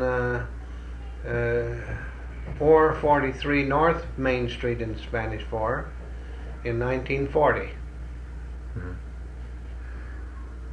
And that's the home you lived in until you moved to Salt Lake. That's right. We moved to Salt Lake in the first of the year 1961. Mm-hmm. Now, what were the nature of your duties when you came with a commercial bank, Father? Were they any different than what you'd done in Payson? No, except that I had more credits and collections experience and responsibility. Who was the man that made you the offer to come to Spanish Fork? Pratt P. Thomas. Who else was associated with him in the bank at that time? Joseph Hanson. And the old gentleman, they referred to him as Senator Henry Gardner, the father of Henry A. Gardner, who was the stake president, and this senior Gardner, Senator Gardner as he's called, was in the stake presidency of the old Nebo stake before it was divided. He was in the stake presidency with my uncle Hiram Lemon as counselors to President Jonathan S. Page. Father, what year was it you went to Spanish Fork? 1929. Was that before the famous November 1929 or after? Well, that was about that time. I became associated with the bank November 1st, 1929, and the stock market crash was about that identical time. It was right soon after, if not right at about that time. What? There was lots of anxiety about bank failures all over the country, and in the state of Utah, I believe there were 17 banks in Utah County, 9 of which failed. 9 out of 17 banks in Utah County failed. And so people were running scared. They just didn't know what to do, and as a consequence, I went through that period of runs on banks and saw how dangerous it can be to be in the banking business without deposit insurance. Give us some of your recollections about the things you observed during that time, and what you helped the commercial bank to do to keep from going under. Well, it was quite a sad experience to see people take their money out of one bank that was perhaps sound, thinking that was an unsound institution, put it in another bank that was unsound that would fail. And the experience that a lot of people had, and even all over the country, and it wasn't just in Utah County. There were a lot of people who had lost their money through bank failures and so on that actually committed suicide as a consequence of their loss of their financial resources, their savings of a lifetime, and the bank would close, and they were unable to get any money, and they were just panicky, and it was a terrible experience. Well, what I did to help, I guess, was to try to pacify people and try to persuade them that they didn't need to take their money out, that we were sound, that we could pay their money to them, that our bank had sufficient resources and assets, some of which were eligible for discount with the Federal Reserve Bank, that we could get the money and more than enough to pay off all of our depositors. And as a consequence, we couldn't loan out a very great percentage of our loans like banks can do now, because they can borrow on sound assets. They can do a lot of things that they couldn't do then. And so it was a matter of trying to sell oneself and to sell their institution to the public to keep from having runs on their institution. In fact, we did other things. We used to have a big glass shelf, big glass window in front of the teller's cage. And instead of the open teller's arrangement now, we had this big glassed-in deal, and we just got gold by the tens of thousands of dollars in gold coin, and stacked it up in the window so people could see it. And I remember Ed Money was then manager of the Jex Lumber Company. He'd bring in a huge stack of money, and mostly he'd come in when people were lined up to draw their money out. He'd come in and put in this huge deposit. And then after the people tapered off and they were gone, why, he'd go and take the money out the back door, and then he'd bring it back again and deposit it again. Kind of a psychological maneuver to try to persuade people. Well, here's Ed Money. He's owns this big an interest in this lumber yard, and he's bringing money into deposit. Here we are taking ours out. He must know what he's doing. So that had kind of helped to allay their fears of a bank failure. But at any rate, we all had to do the best we could to hedge against panic and against people making a desperate run to draw their resources out of the bank, and as a consequence, many of those banks were unable to pay. A lot of the banks had public funds. They'd have a change of a political situation, and the politicians then would take the money out of one bank and put it into another. That was the cause of the failure, I think, of the Bank of American Fork, is because they had all the public funds taken out all at once. When they had that public funds on hand and had it loaned out, couldn't get it back in.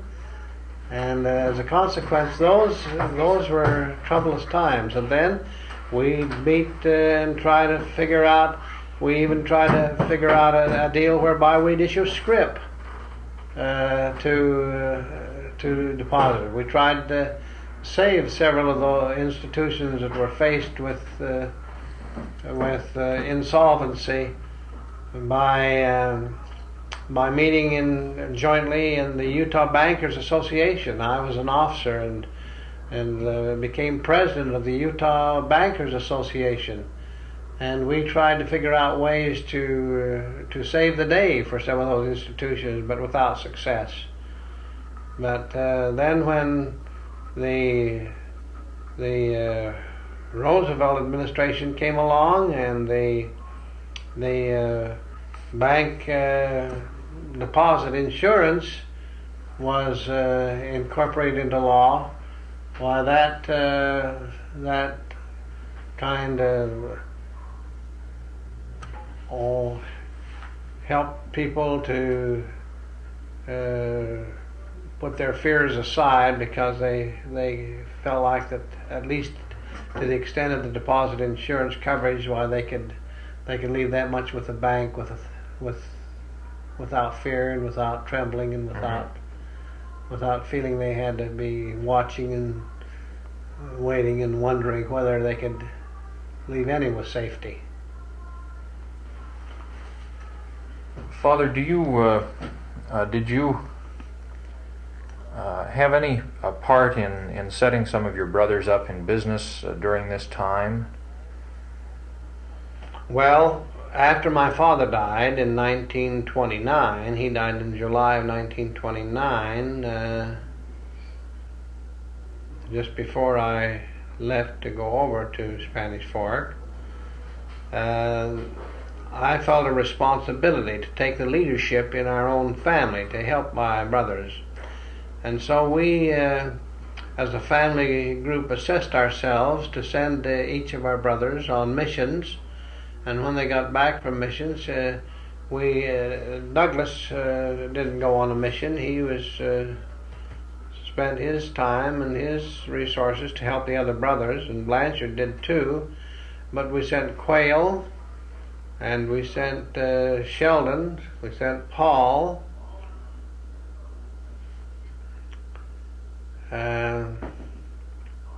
let's see, were there others besides? Let's see, out of the 7 boys, see, I've been on a mission. Douglas didn't. There's Quayle.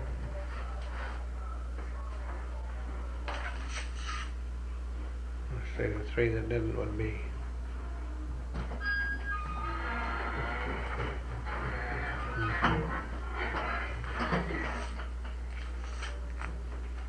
Well, anyway, we assessed ourselves and sent these boys on missions. When they came home, we'd cooperate and try to get them established in business. As a result of that, personally, I helped Blanchard get set up in the cold storage and locker business. Douglas, we set him up and helped him out, get him to carry on the business, buy the business that Father had established and had been running so many years. And Junior wanted to be in the meat packing business, so we all assessed ourselves and made an investment in his venture, and we helped him get started down in Richfield and in Salina, in Monroe, and in Fillmore. But he was just taking on too much for his experience and skill and capital, so he had to reduce his activity and his investment, and as a consequence we took some huge losses. Then we did for Sheldon, tried to set him up and capitalized his setup, but he had to finally liquidate his business and got into the insurance selling game. Paul, I helped him buy his building in Spanish Fork, where he got into the photography business and still owns the business that I helped him to buy and to get lined up for him. And so that pretty well accounts for all the boys. The girls, of course, they were taken care of by their own husbands and didn't take part in the investment of the ventures that the boys got engaged in. Thank you very much, Father. We'll continue this in a few minutes.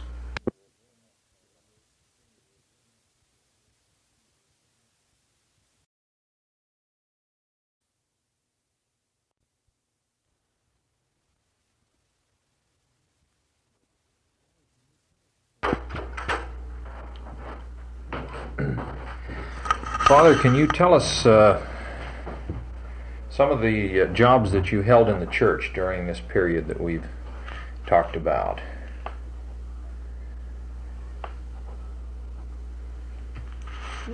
Well, yes. There's has never been a time since I was 12 years old that I didn't have some job in the church. I was very fortunate to have some very good teachers all through the years. I remember in the primary there were Sister Gail, Sister Lydia Curtis, Sister William Clayson, the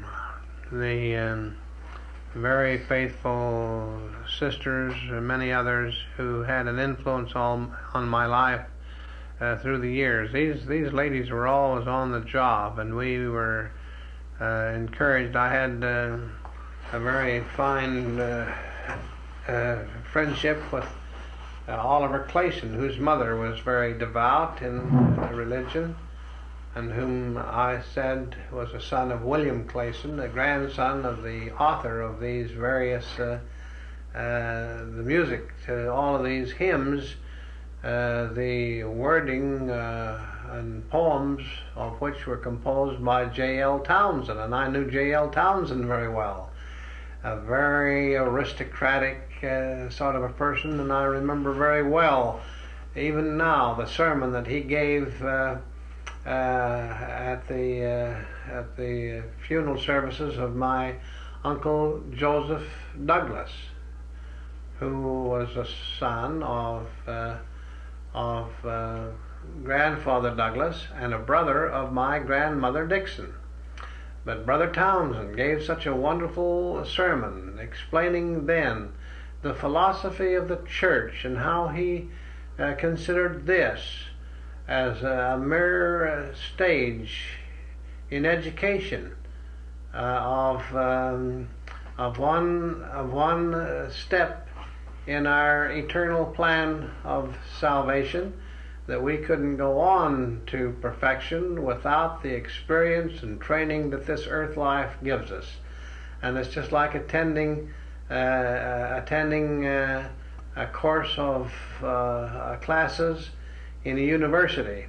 If we're going to get our degree in any field, we can't skip all of these grades and enjoy the association of higher scholastic associates unless we've had the training in the meantime. And so we can't skip this earth life and this experience. And so he pointed out that he considered Uncle Joseph Douglas as his graduation ceremonies, more or less, the passing from this life on to the next sphere. And he explained it so well, the like of which I've never heard before or since. This poet, composer, J.L. Townsend. How old were you when you heard that sermon you just told us about? Oh, that must have been some 20 or 30 years ago, and I still remember. I mean, it had such an impression with me that he came up. He was living in California, and he came here especially for the services to be a speaker at his funeral. During the time you lived in Payson, what priesthood did you hold? Well, I first started out as a deacon. I had the offices that are conferred upon active members of the deacon's quorum. I became a deacon and then a teacher and then a priest, and honored with all of those. Of course, I didn't become the president of the priests, except when I became acting bishop of the Payson First Ward. When was that? That's when Bishop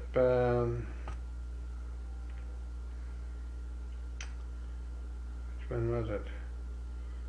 I guess that's when Bishop Alfred Wilson passed away, and Brother Erlandson and I were his counselors, and then I was asked to be the acting bishop and until a new bishop could be appointed, and then I guess I was in effect president of the priest quorum then. What year was that, Father, before we leave that?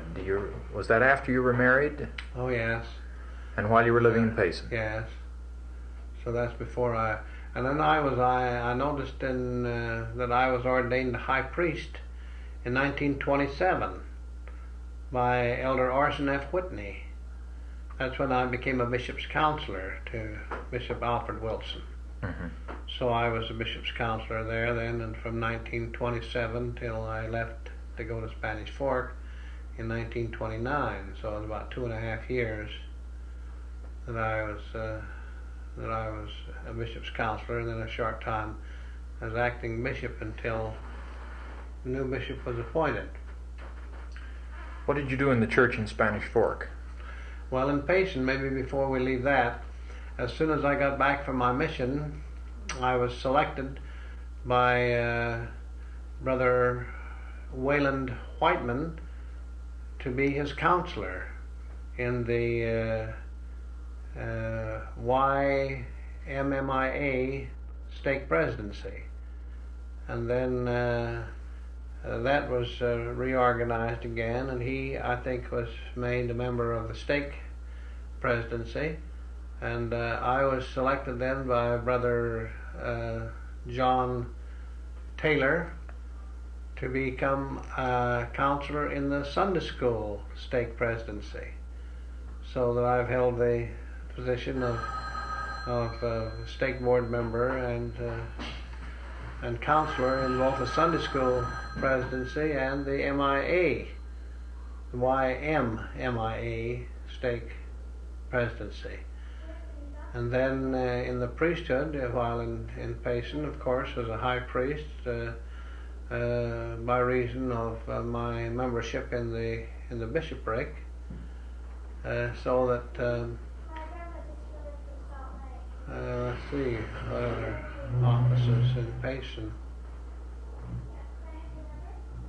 Well, an elder while I was on my mission, you see, and when I was 20, I was ordained an elder, and then I was an elder until 27 when I was ordained from an elder to a high priest.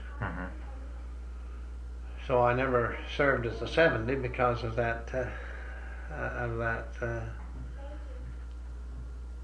appointment. Now that takes care of the church functions, I guess, and activity. Is there anything else? Payson. Is there anything else we ought to talk about your life in Payson before we go to Spanish Fork?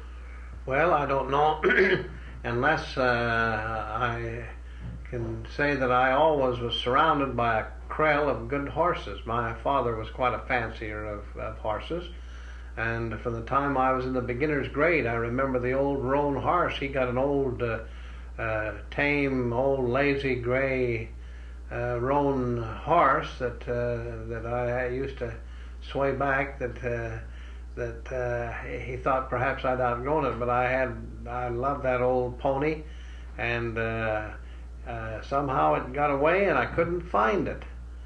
And I hunted the whole valley over. I had another horse, and we hunted all over, my friends and I, and finally one of my friends says, "I know where that horse is." And I says, "Where?" Well, he says, "The skin of it stretched out on Newell White's barn over there." And sure enough, Newell White was in the fish. He had a fish hatchery deal, and he'd bought the old horse, I guess, or got it somehow from Father, and Father didn't want to let me know. He knew it'd break my heart, but anyway, I found out that there, and I had a hard time to forgive Newell White for killing my old gray saddle pony, and used it for fish feed, and there was his hide, sure enough, stretched out on his barn floor in the old Payson First Ward. Well, I remember in the beginner's grade, we played hooky one day and went down to the old Beer Creek. That's down north of Payson, just almost to Benjamin, just on the outskirts of Benjamin, where Beer Creek cuts across the fields and then connects on and down into Utah Lake. So we went down there with pitchforks, and I was stripped off like the rest of the boys, and we were catching these carp with pitchforks until I just got so sunburned and blistered. I don't know how long it was before I could even stand to have a shirt touch my back, because it was so blistered and sore. But I remembered that circumstance. And then I remember we lived right on the trail, and after Payson went dry, why, all these old drunks had passed by our place, and we knew where they were going. We called it up to Aunt Harriet's. Well, Aunt Harriet was Aunt Harriet Crook, the mother of my good friend Dick Crook, whose tricycle I used to stand up and ride around on. And so they operated what they called the blind pig, and and so they had this blind pig, and they always had spotters, and the officers never came around to arrest or to find out any violations. Why, they never could find any violations, because the boys were all, they had so many friends that they were tipped off before the raid came. And so they had the boys, I remember the boys, they'd come to the store and they'd buy the most fabulous Dutch lunch supplies. And I remember that as early as I can remember any unusual purchases, and they'd come and buy the finest beefsteaks, and they'd have all kinds of cold meat cuts and cheese and crackers and everything to go with what they'd get up to Aunt Harriet's. And of course, not only that, but my father, the way we used to do, and I remember very well, in the winter time, we must have used to have some pretty good severe winters, because they'd get the ice that had 12 to 18 inches of ice, cakes, and then my father would engage these men with their wagons to bring dozens of loads, I guess hundreds of loads of ice, and stack it up in an ice house, and then they'd put the snow down around in it, and then cover it all over with sawdust, with a good big layer of sawdust. Where would they get this ice? Ice off from the pond in out to Spring Lake, and sometimes they'd haul it up from Utah Lake. I remember very often those loads of ice that had come with their teams, and the ice loaded from Utah Lake. They'd scoop it off and saw it up and bring it up and stack it up in the ice house, and that's what we had to put in the old-fashioned meat counters. We didn't have the refrigeration, and if we ever run out of ice before the season came around again for the ice to freeze the next winter, why, then we'd go to Provo. And I remember riding as a chunk of a kid in a wagon over to Provo to get some artificial ice from the freezing unit in Provo, to haul that back to Payson to have to keep our meat fresh, and to put into the refrigerator to keep the meat, and to have in the counter to put. We'd have the ice down there, and then a paper, and then the meat on top of the ice. Certainly primitive methods to compare with what we have nowadays, and yet very modernistic in comparison with what we saw in old Mexico when we were down there. To see the old carcass hang up there and just whack a piece off without sawing the bone. But anyway, that's the experiences I remember back there. We knew that these fellows going up to the Blind Pig, up to Aunt Harriet's, they'd stock up with the choicest meats that Aunt Harriet had cooked these steaks and everything for them, and have a wonderful dinner.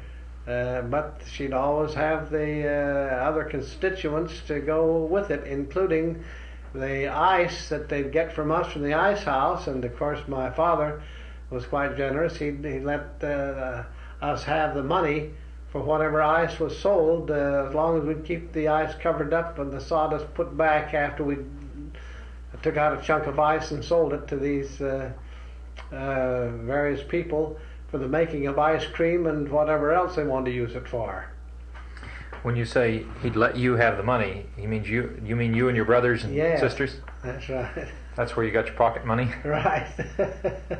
How far was Aunt Harriet's away from your place? Oh, about 100 yards or 150 yards. Where was that exactly? Well, that was just east of the park. If you know where the old mill is in Payson, it's just catty-cornered northeast of the mill in Payson.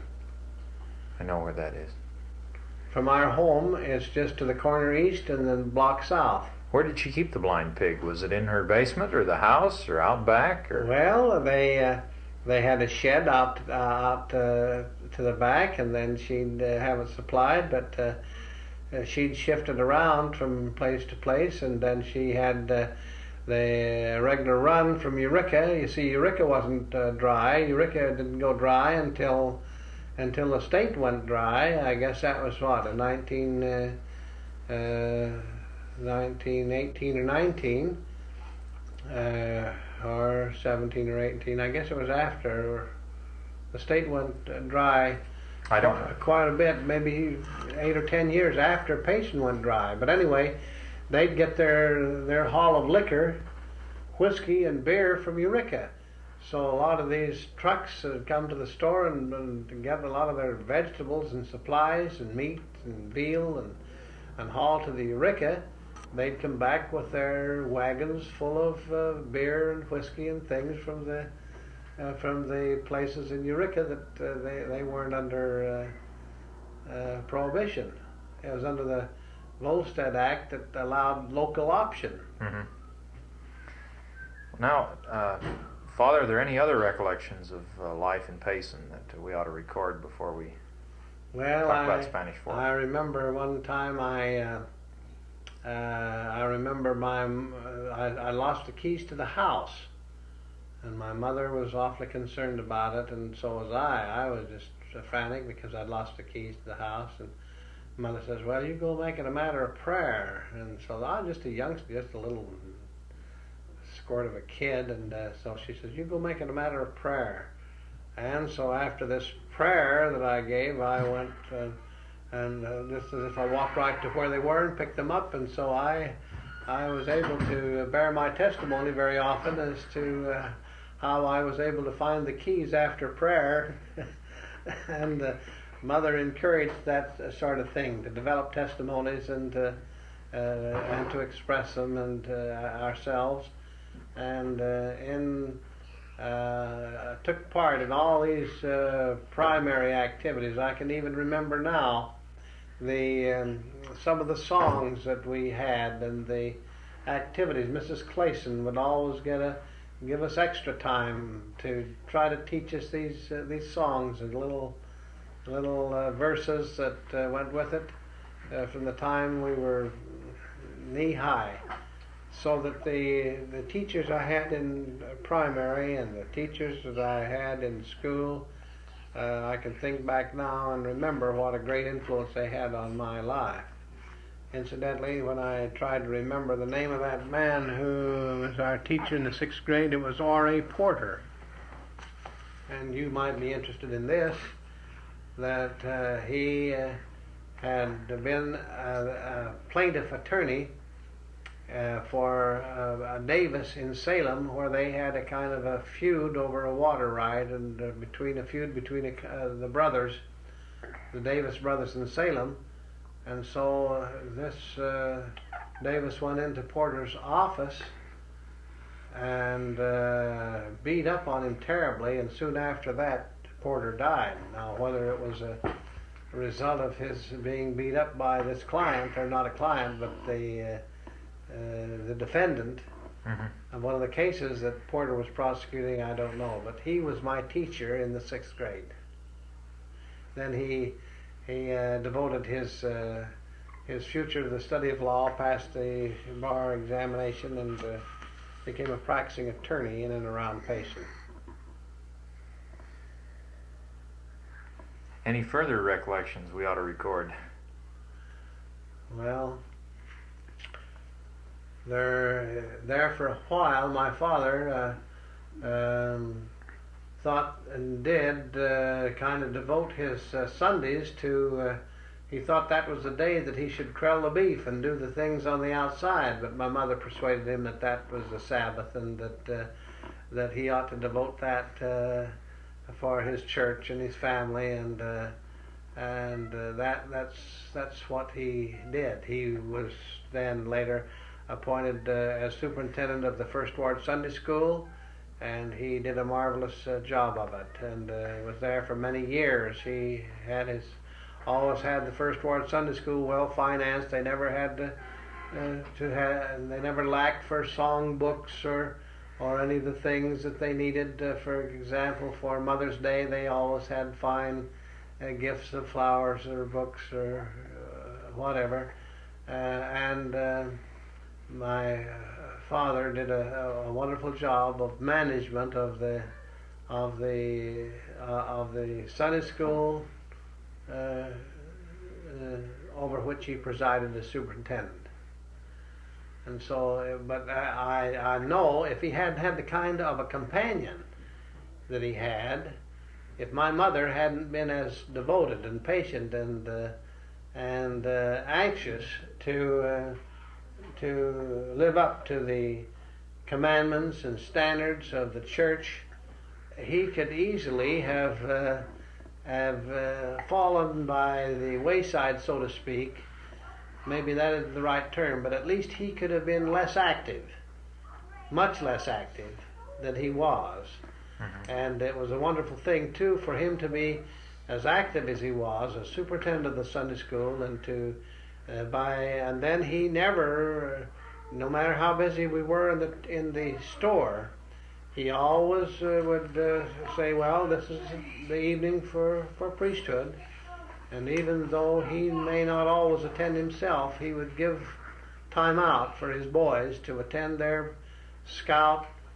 You see, I became a scout when the scout program of the church was first instituted. And that's back in 1912 or 13, whenever the church adopted the scout program. Mm-hmm. I was of scout and eligible age and became active in scouting. And my father always allowed time out for any necessary church activity, for priesthood or scouting or things of that sort. What did you do in the scouting, Father? Did you go on any camps like we do now, or any other? Well, mostly not tying and the skills, mostly like we get for the eagle requirements. We didn't go on many trips and things of that sort. It was mostly in the gymnasium, mostly in the classroom and gymnasium than out in the field. Do you have any further recollections we ought to set down about your life in Payson?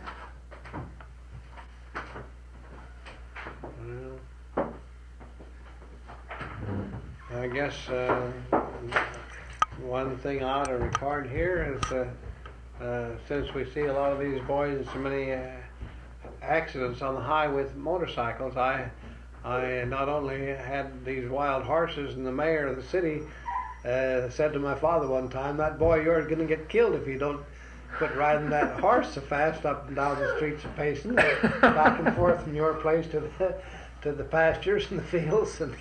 And about the same thing with the motorcycle I had. I guess I broke all the speed limits there was around the country, and one time a dog ran out in front and caught the front wheel of a motorcycle, and I went spilling on the gravel street. There wasn't pavement then, and Leota Wilson ran out and lifted the motorcycle off of him, but it had the skin off my side from my ankle clear up to my hip, and gravel just in through my clothes, and I had many a narrow escape with that motorcycle, because I liked the sound of the acceleration of the motor and the speed with which I could cut around anything on the highway. But my mother was a good sport. She didn't seem to mind. I had a sidecar put on the motorcycle, and she'd go to Salt Lake and back with me in this sidecar on this motorcycle. More than once. Huh? She did that more than once. So. Was this, when was this you owned this contraption? Oh, that was back before Before he went on his mission. Yeah, that was back in that was about wartime, in World War I, 1917 or 18. Daring H. Was he this kind of fellow when he was courting you, Mother? Yeah, he was.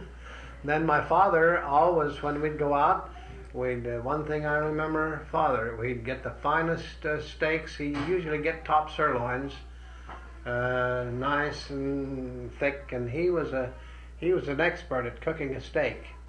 And he'd have the finest steaks, and he always liked to cook them he'd get the coals just about right, and he'd broil them over the campfire, and he would just make an excellent job of it. And then he always had the 22 with plenty of shells, and he'd set up his targets and was always let every member of the family practice their skill at target shooting with this 22, and we'd go out. I remember one time we drove the old White Top into Strawberry Valley. In fact, the Argyle boy over in church in Willard's Ward when Stephen was confirmed 2 weeks ago. He says, "Do you remember when we used to go to Strawberry, your family and ours?" I said, "Yes, I sure do." And all the sage hens, we had all the sage hens we could eat, and all the trout we wanted to catch, we could just catch them with our hands in that winding stream where the Strawberry Reservoir now is. Well, you know, that was a long time before 1915, so that was a long time ago. And so those are things I remember from way back, and when my father would take the family and go out on these excursions and take his family, and so he was a good sportsman when it came to some of the things that we could think back of and enjoy now. And I don't suppose the younger members can remember that, but you see, that was before many of our family members were born. But because we celebrated 1915, the completion of Strawberry Canal, and all. So this was before that, and we furnished, and I run a delivery wagon to deliver meat and groceries to these various contractors building the canal. Morrison Knutson, for example, was one of the builders, and they're one of the important contractors on a worldwide scale now. But then they were helping to build the Strawberry Canal, and I helped to deliver meat to their various camps along the highway trail. Did he tell you about how eager he was to get his education, that he took this law course in correspondence? We were just coming to the subject of education. He mentioned it a little bit, but we went off and discussed other things.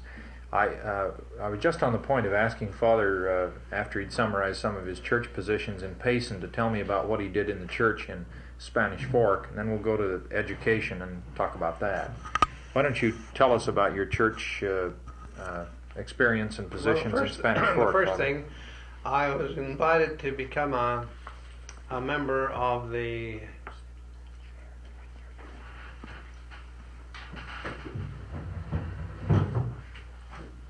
Just don't sit over here a little closer. Just asking Mother to sit closer so we can hear her better. I was invited by Marion Taylor to become a member of the MIA Stake Board in Spanish Fork, and I served with him in that capacity for quite some time. And I took a position as teacher of the Gospel Doctrine class in Sunday school. I was in Payson, or I was in Spanish Fork just last Sunday, and Otto Sturt was there. He says, I'm teaching the Gospel Doctrine class in Sunday school in our ward. And he says, I sure remember well when you taught that class, and how efficiently you presented the lessons, and he says, I often think of you when I'm preparing my lesson for this gospel doctrine class.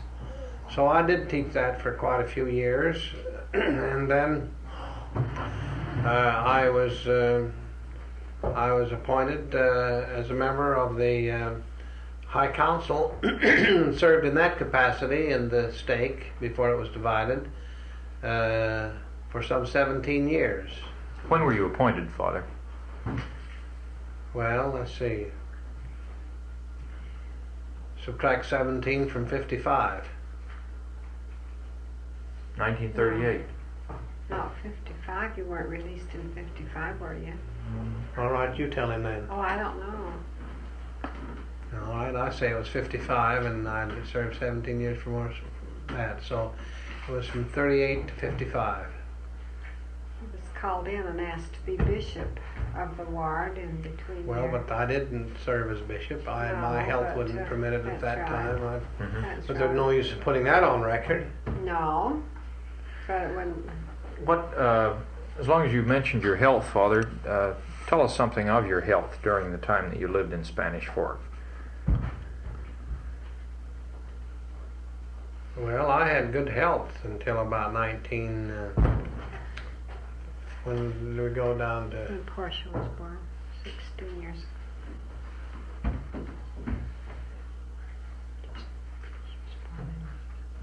She's 16.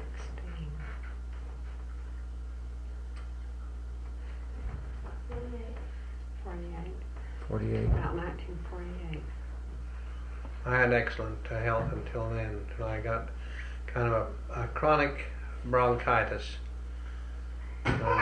So they couldn't seem to get to the bottom of what the trouble was. So finally they, at least I think, and I think no one has refuted that idea or argument, that my condition came about through infected teeth. The way they used to do, they'd drill into your tooth, take out the nerve, cap it with a gold crown, and then they'd put a bridge across to bridge over to give you a good grinding surface. But while it would make a good grinding surface, it produced a low-grade infection that would gradually build up until the infection from the infected teeth drained into my sinuses, and the sinuses into the throat. And that caused this chronic bronchitis condition. Mm-hmm. And so they thought that I should go to Arizona to see if the sunshine wouldn't help out during the wintertime. Well, we went to Arizona for a month or so and didn't seem to do any good. And finally, when I came back, I think True and also Mr. Pratt Thomas said, I believe that your condition, your teeth maybe have something to do with your condition. So I, more or less as a last resort of trying to resort to what anything at all would be beneficial, I had my teeth withdrawn, all my back teeth, just except these few in front. And after that, the condition started to clear up. And so I think that must have been the cause of that trouble, and that was in 1948. Mm-hmm. Was there a period just prior to 1948 when you were in quite ill health then? Yeah, it was just kind of gradually creeping up on me. Mm-hmm. And since that time, you haven't missed any work, but you've just been taking good care of yourself. Is that? That's about right. I've been trying to. But I've had some other ailments. The wonder drugs, Decadron, first cortisone and then metacortin and now Decadron, has likely had some side detrimental effects. Mm-hmm. For example, I have to hedge against a stroke condition. I have to keep my blood thinned down very thin. Well, as a consequence of that, the least little bruise shows up as a blemish that'll last a week or two before it clears up again. The bruise right there in my hand was caused from somebody shaking hands and pressing right hard against my hand. Just just that much, and the least little bruise would bump it. Would cause us a blemish. But it has other side effects: heart condition, diabetes condition. This danger of stroke and things of that kind is, I think, as a consequence of some of these wonder drugs that is known to have detrimental side effects. Were you going to say something, Mother? No, that was it. Well, Father, let's go now to the subject of education. You started to tell me earlier that when you, or soon after you were married, you began pursuing your education further with correspondence courses and studying banking and law and so forth. Would you just begin with the first of these courses you took after you left the business college, and summarize some of the courses you took and the people you studied with, and give us a background of the education that you've acquired on your own, as it were? Well, the courses that I've taken up, I took a correspondent law course with what they call the American Extension University here in Chicago. I didn't complete that course, but I did quite a lot of studying along that line. And then when the American Institute of Banking came along as an opportunity, that's back in about 1926, I started to study with the courses offered by the American Institute of Banking, which is the educational section of the American Bankers Association. And the first teachers that we had in that field, Judge Elias Hansen, who later he was then the 4th Judicial District Judge in Provo. He later became the Supreme Court Justice for the state of Utah, and he was the teacher of commercial law and negotiable instruments. I took those two courses under Judge Hansen. Then there was the course in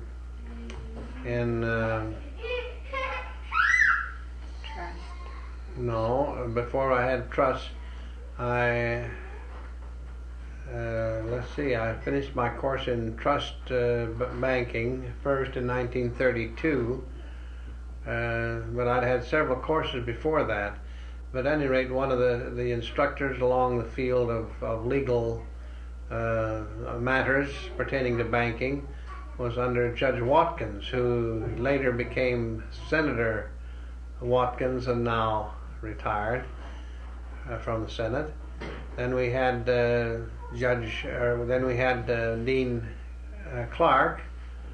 That Harold R. Clark. Harold R. Clark. He taught investments and credits.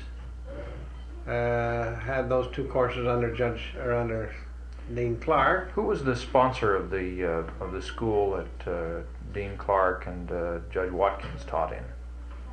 Well, the Utah County Bankers Association. These were courses put together by that organization. That's right. Who was the sponsor? No, their courses were put together by the National Association of the American Institute of Banking. Oh, and they retained the instructors. That's then. right. I see. How about the trust course you mentioned?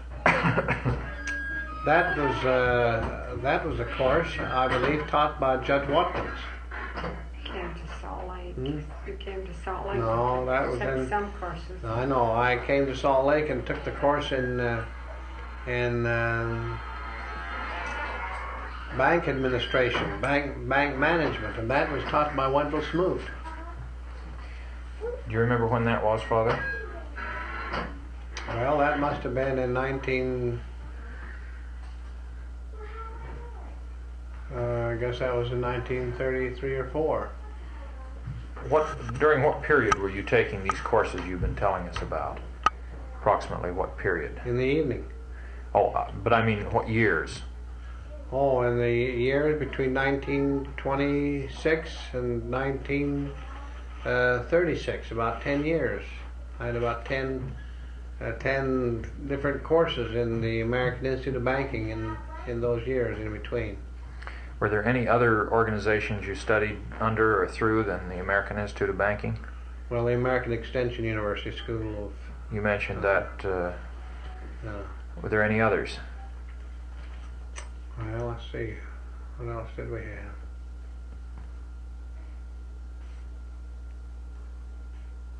No, I believe for formal credit, it was all through the American Institute of Banking. Mm-hmm. Did you do any other studying, like on oratory or any of that thing of that nature? Well, that was a part of the American Institute of Banking. That was also sponsored by the American Institute of Banking, and I tried out in Utah County and won the award for first place in Utah County. In what? In public speaking. And that was endowed by the Giannini, $50,000 endowment to the American Institute of Banking on a national scale for the national public speaking contest. And so that is divided up into 9 districts in the United States.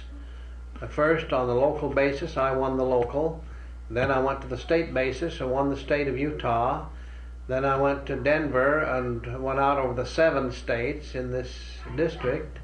And then I went to the national finals in Los Angeles and came up number 4 out of the 9 contestants, representing 4,000 who had taken part in this public speaking contest on a nationwide basis. That's remarkable. What year was the that? The number 1, let's see, that was in 30, I guess that was in 33, wasn't it? Because we went to Denver in 32, and that was in 1933. Then the one who took first place was a graduate of the Northwestern University. The one who took second place was a graduate of let's see, California. Which one? One of the important Southern California university. Third was a man well trained in public speaking and debate of the Federal Reserve Bank in Dallas, Texas, and I came number 4. The kind of talks that one had to give was a 6-minute prepared talk on an assigned subject in banking, and the second talk was an extemporaneous 3-minute talk on any subject that they wanted to assign along the subject of banking, on any banking subject. How long did you have to prepare that extemporaneous talk? No preparation whatever. You could withdraw, collect your thoughts. You couldn't refer to any notes, memorandum, printed matter, anything. You could just go and collect your thoughts by yourself for, I think it was for 15 or 20 minutes, and then come back and meet the audience. We had a 4,000 body to talk to at the hotel. Let's see, at the what's the name of the hotel in Los Angeles? Right across there from the Biltmore. Well, Biltmore Hotel in Los Angeles. That was the second time you won the contest, didn't you? When you went to Santa Barbara, that was a different time. When you won the contest, you went to Santa Barbara. You won the 1 year that you went to Santa Barbara. They sent you there, and then this other time was the second time you won. You placed and went to the national the second time. Well, Santa Barbara was a district then. I didn't win that.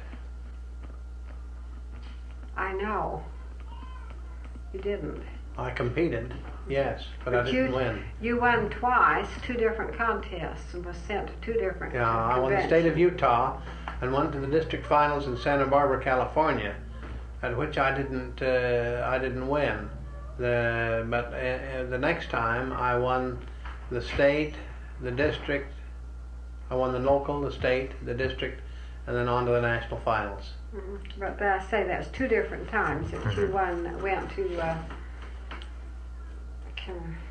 conventions, and then then, of course, on this to Los Angeles, why I won our train fare, Pullman fare, $100 extra for expenses and all, out of the Giannini Foundation that sponsors public speaking. Mm-hmm.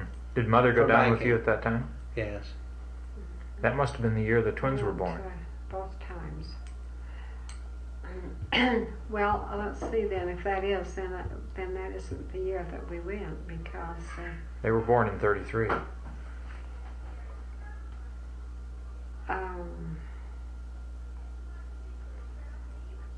it was before the twins were born, because the year they were born, you went down to the National Kiwanis Convention without me. That's the only convention. You've only been twice without me. That was one, and then one just before Elaine was born. You went without me. I was 28 to Philadelphia. Mm-hmm. That's the year I went to Santa Barbara. That's right. Mm-hmm. 1928, we took part in the Won. national competition in 28, I and see. then this other was in About 34, I believe, wasn't it? maybe so 34. What was in 34 now? The Kiwanis? No, 33 was Kiwanis. This time you went into the National was Oh, in 34. 34, I see. I remember we had The time when you went to the district, it was quite a few years earlier then. in Santa Barbara was in 32. Mm-hmm. You mentioned Kiwanis. Tell me when you joined the Kiwanis and how long you've been in that organization. Well, I joined the Kiwanis in 1929. I've been a member of the Kiwanis Club ever since. And in 1932, I was, for the 32-33 year, I was elected as president of the Spanish Fork Kiwanis Club. Mm-hmm. What other organizations have you belonged to during your life, Father, of this or similar Well, nature? I'm a past president. I've been a member. True and I have been members, and I'm a past president of the Timpanogos Knife and Fork Club, which is a business and professional men's association in Provo in Utah County. Mm-hmm. So You were president of that the year you had your accident in 1951? no, that was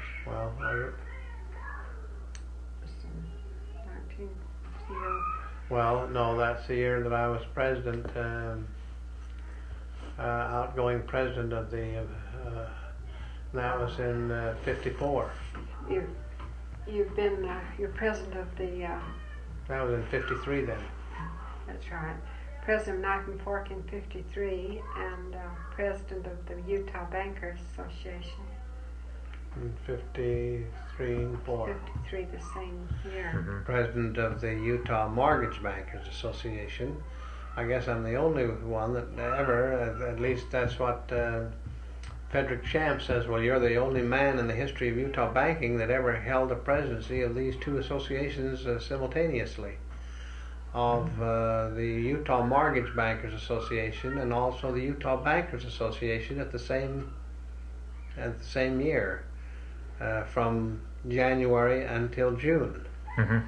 Right now you're president of the Salt Lake Clearinghouse Association. So that's an honor I never had expected to come to me, I should say. to be president of the Salt Lake Clearinghouse Association after just having been there such a short time.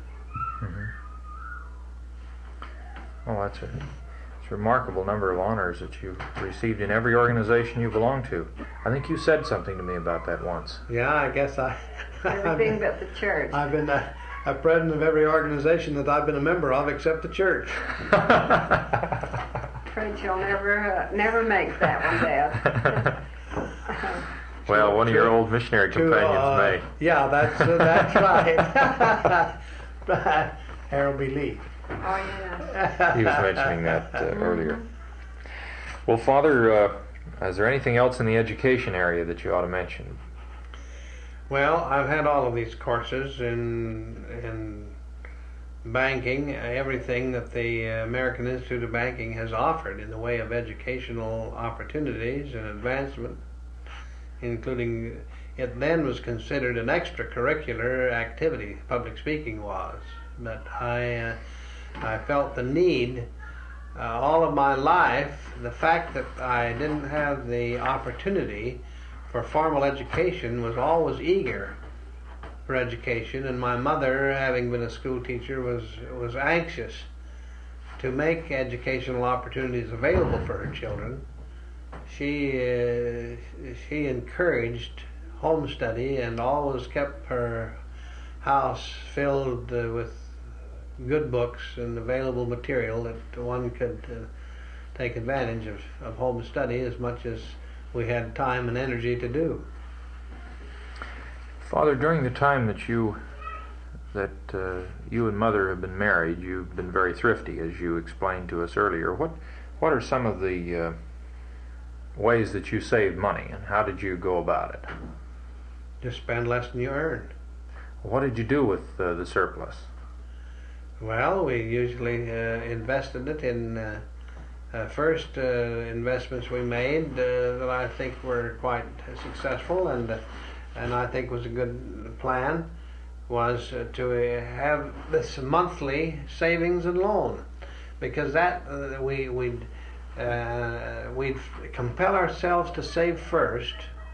That is, we would save first and compel ourselves to live on the balance. Building and loan, wasn't it? Yeah, the Payson Building Loan was called. Bought stock in And that. that was a monthly adding to your savings every month. And then I think another thing that helped to encourage savings was to take off a monthly statement.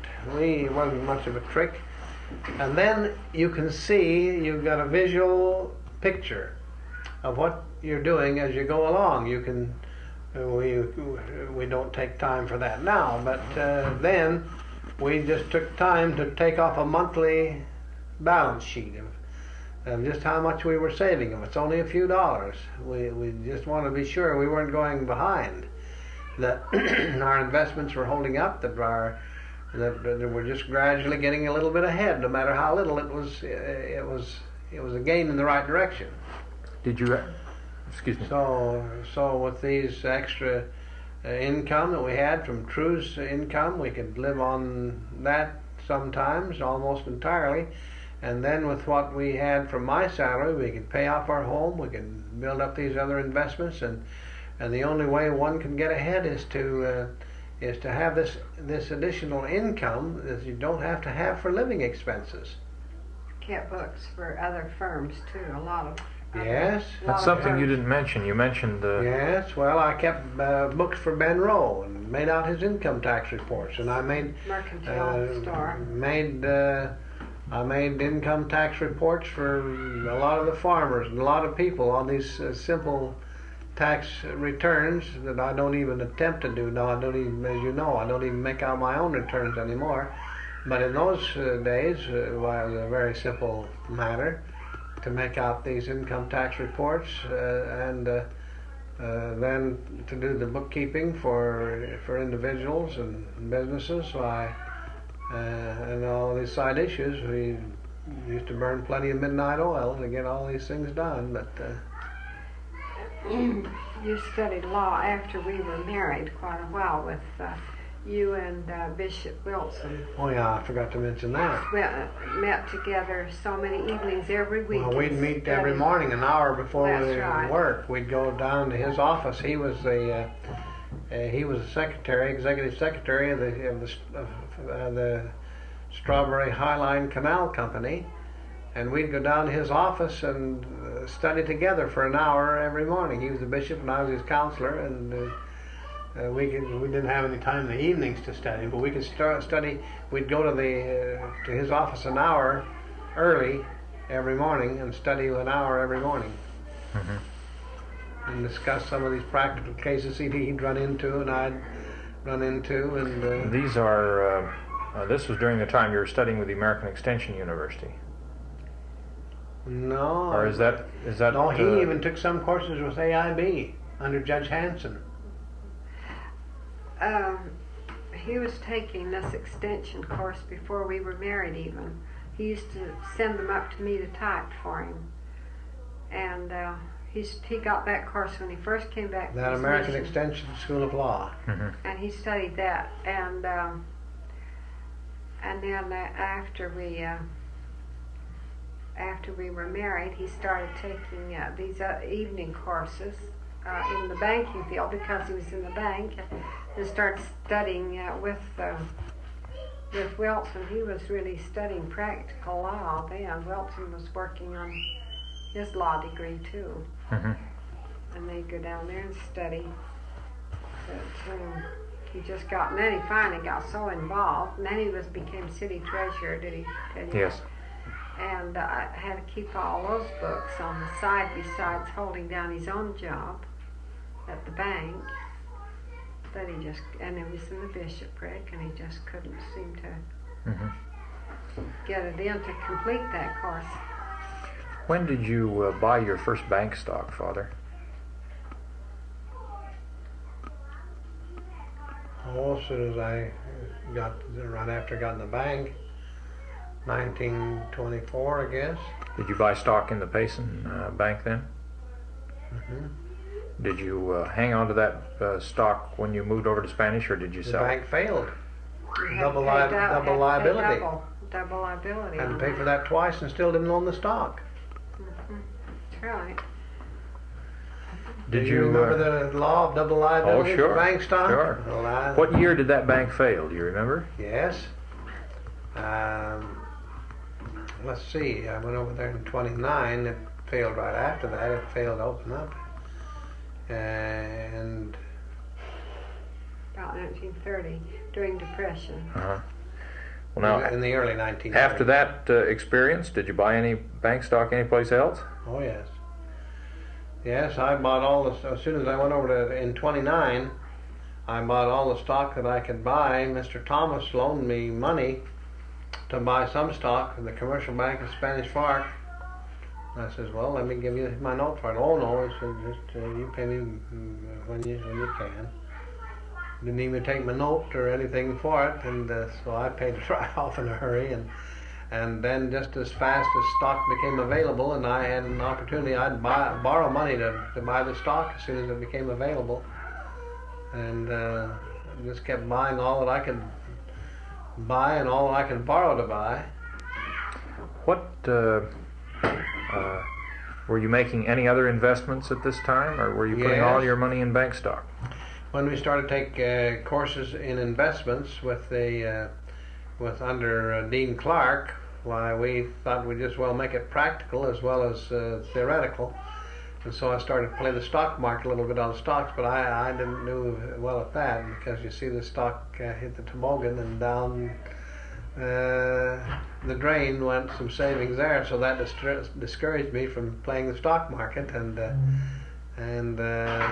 when I was back in New York in 1928, the very next year, all of those clerks and everybody that was buying stocks on margin, how they lost all their equities. And so I never did get very deeply involved, but an associate of mine, Williams, what was his name? Ray's father, Dan. No, the one. Ray? No. Ed. No, the one that was in the bank that was engaged to Scherer. You know what I mean. Williams will do Leon. his job. Leon Williams and I put up a little pool together, and among other stocks we bought was Ford Motor Company of France and other stocks.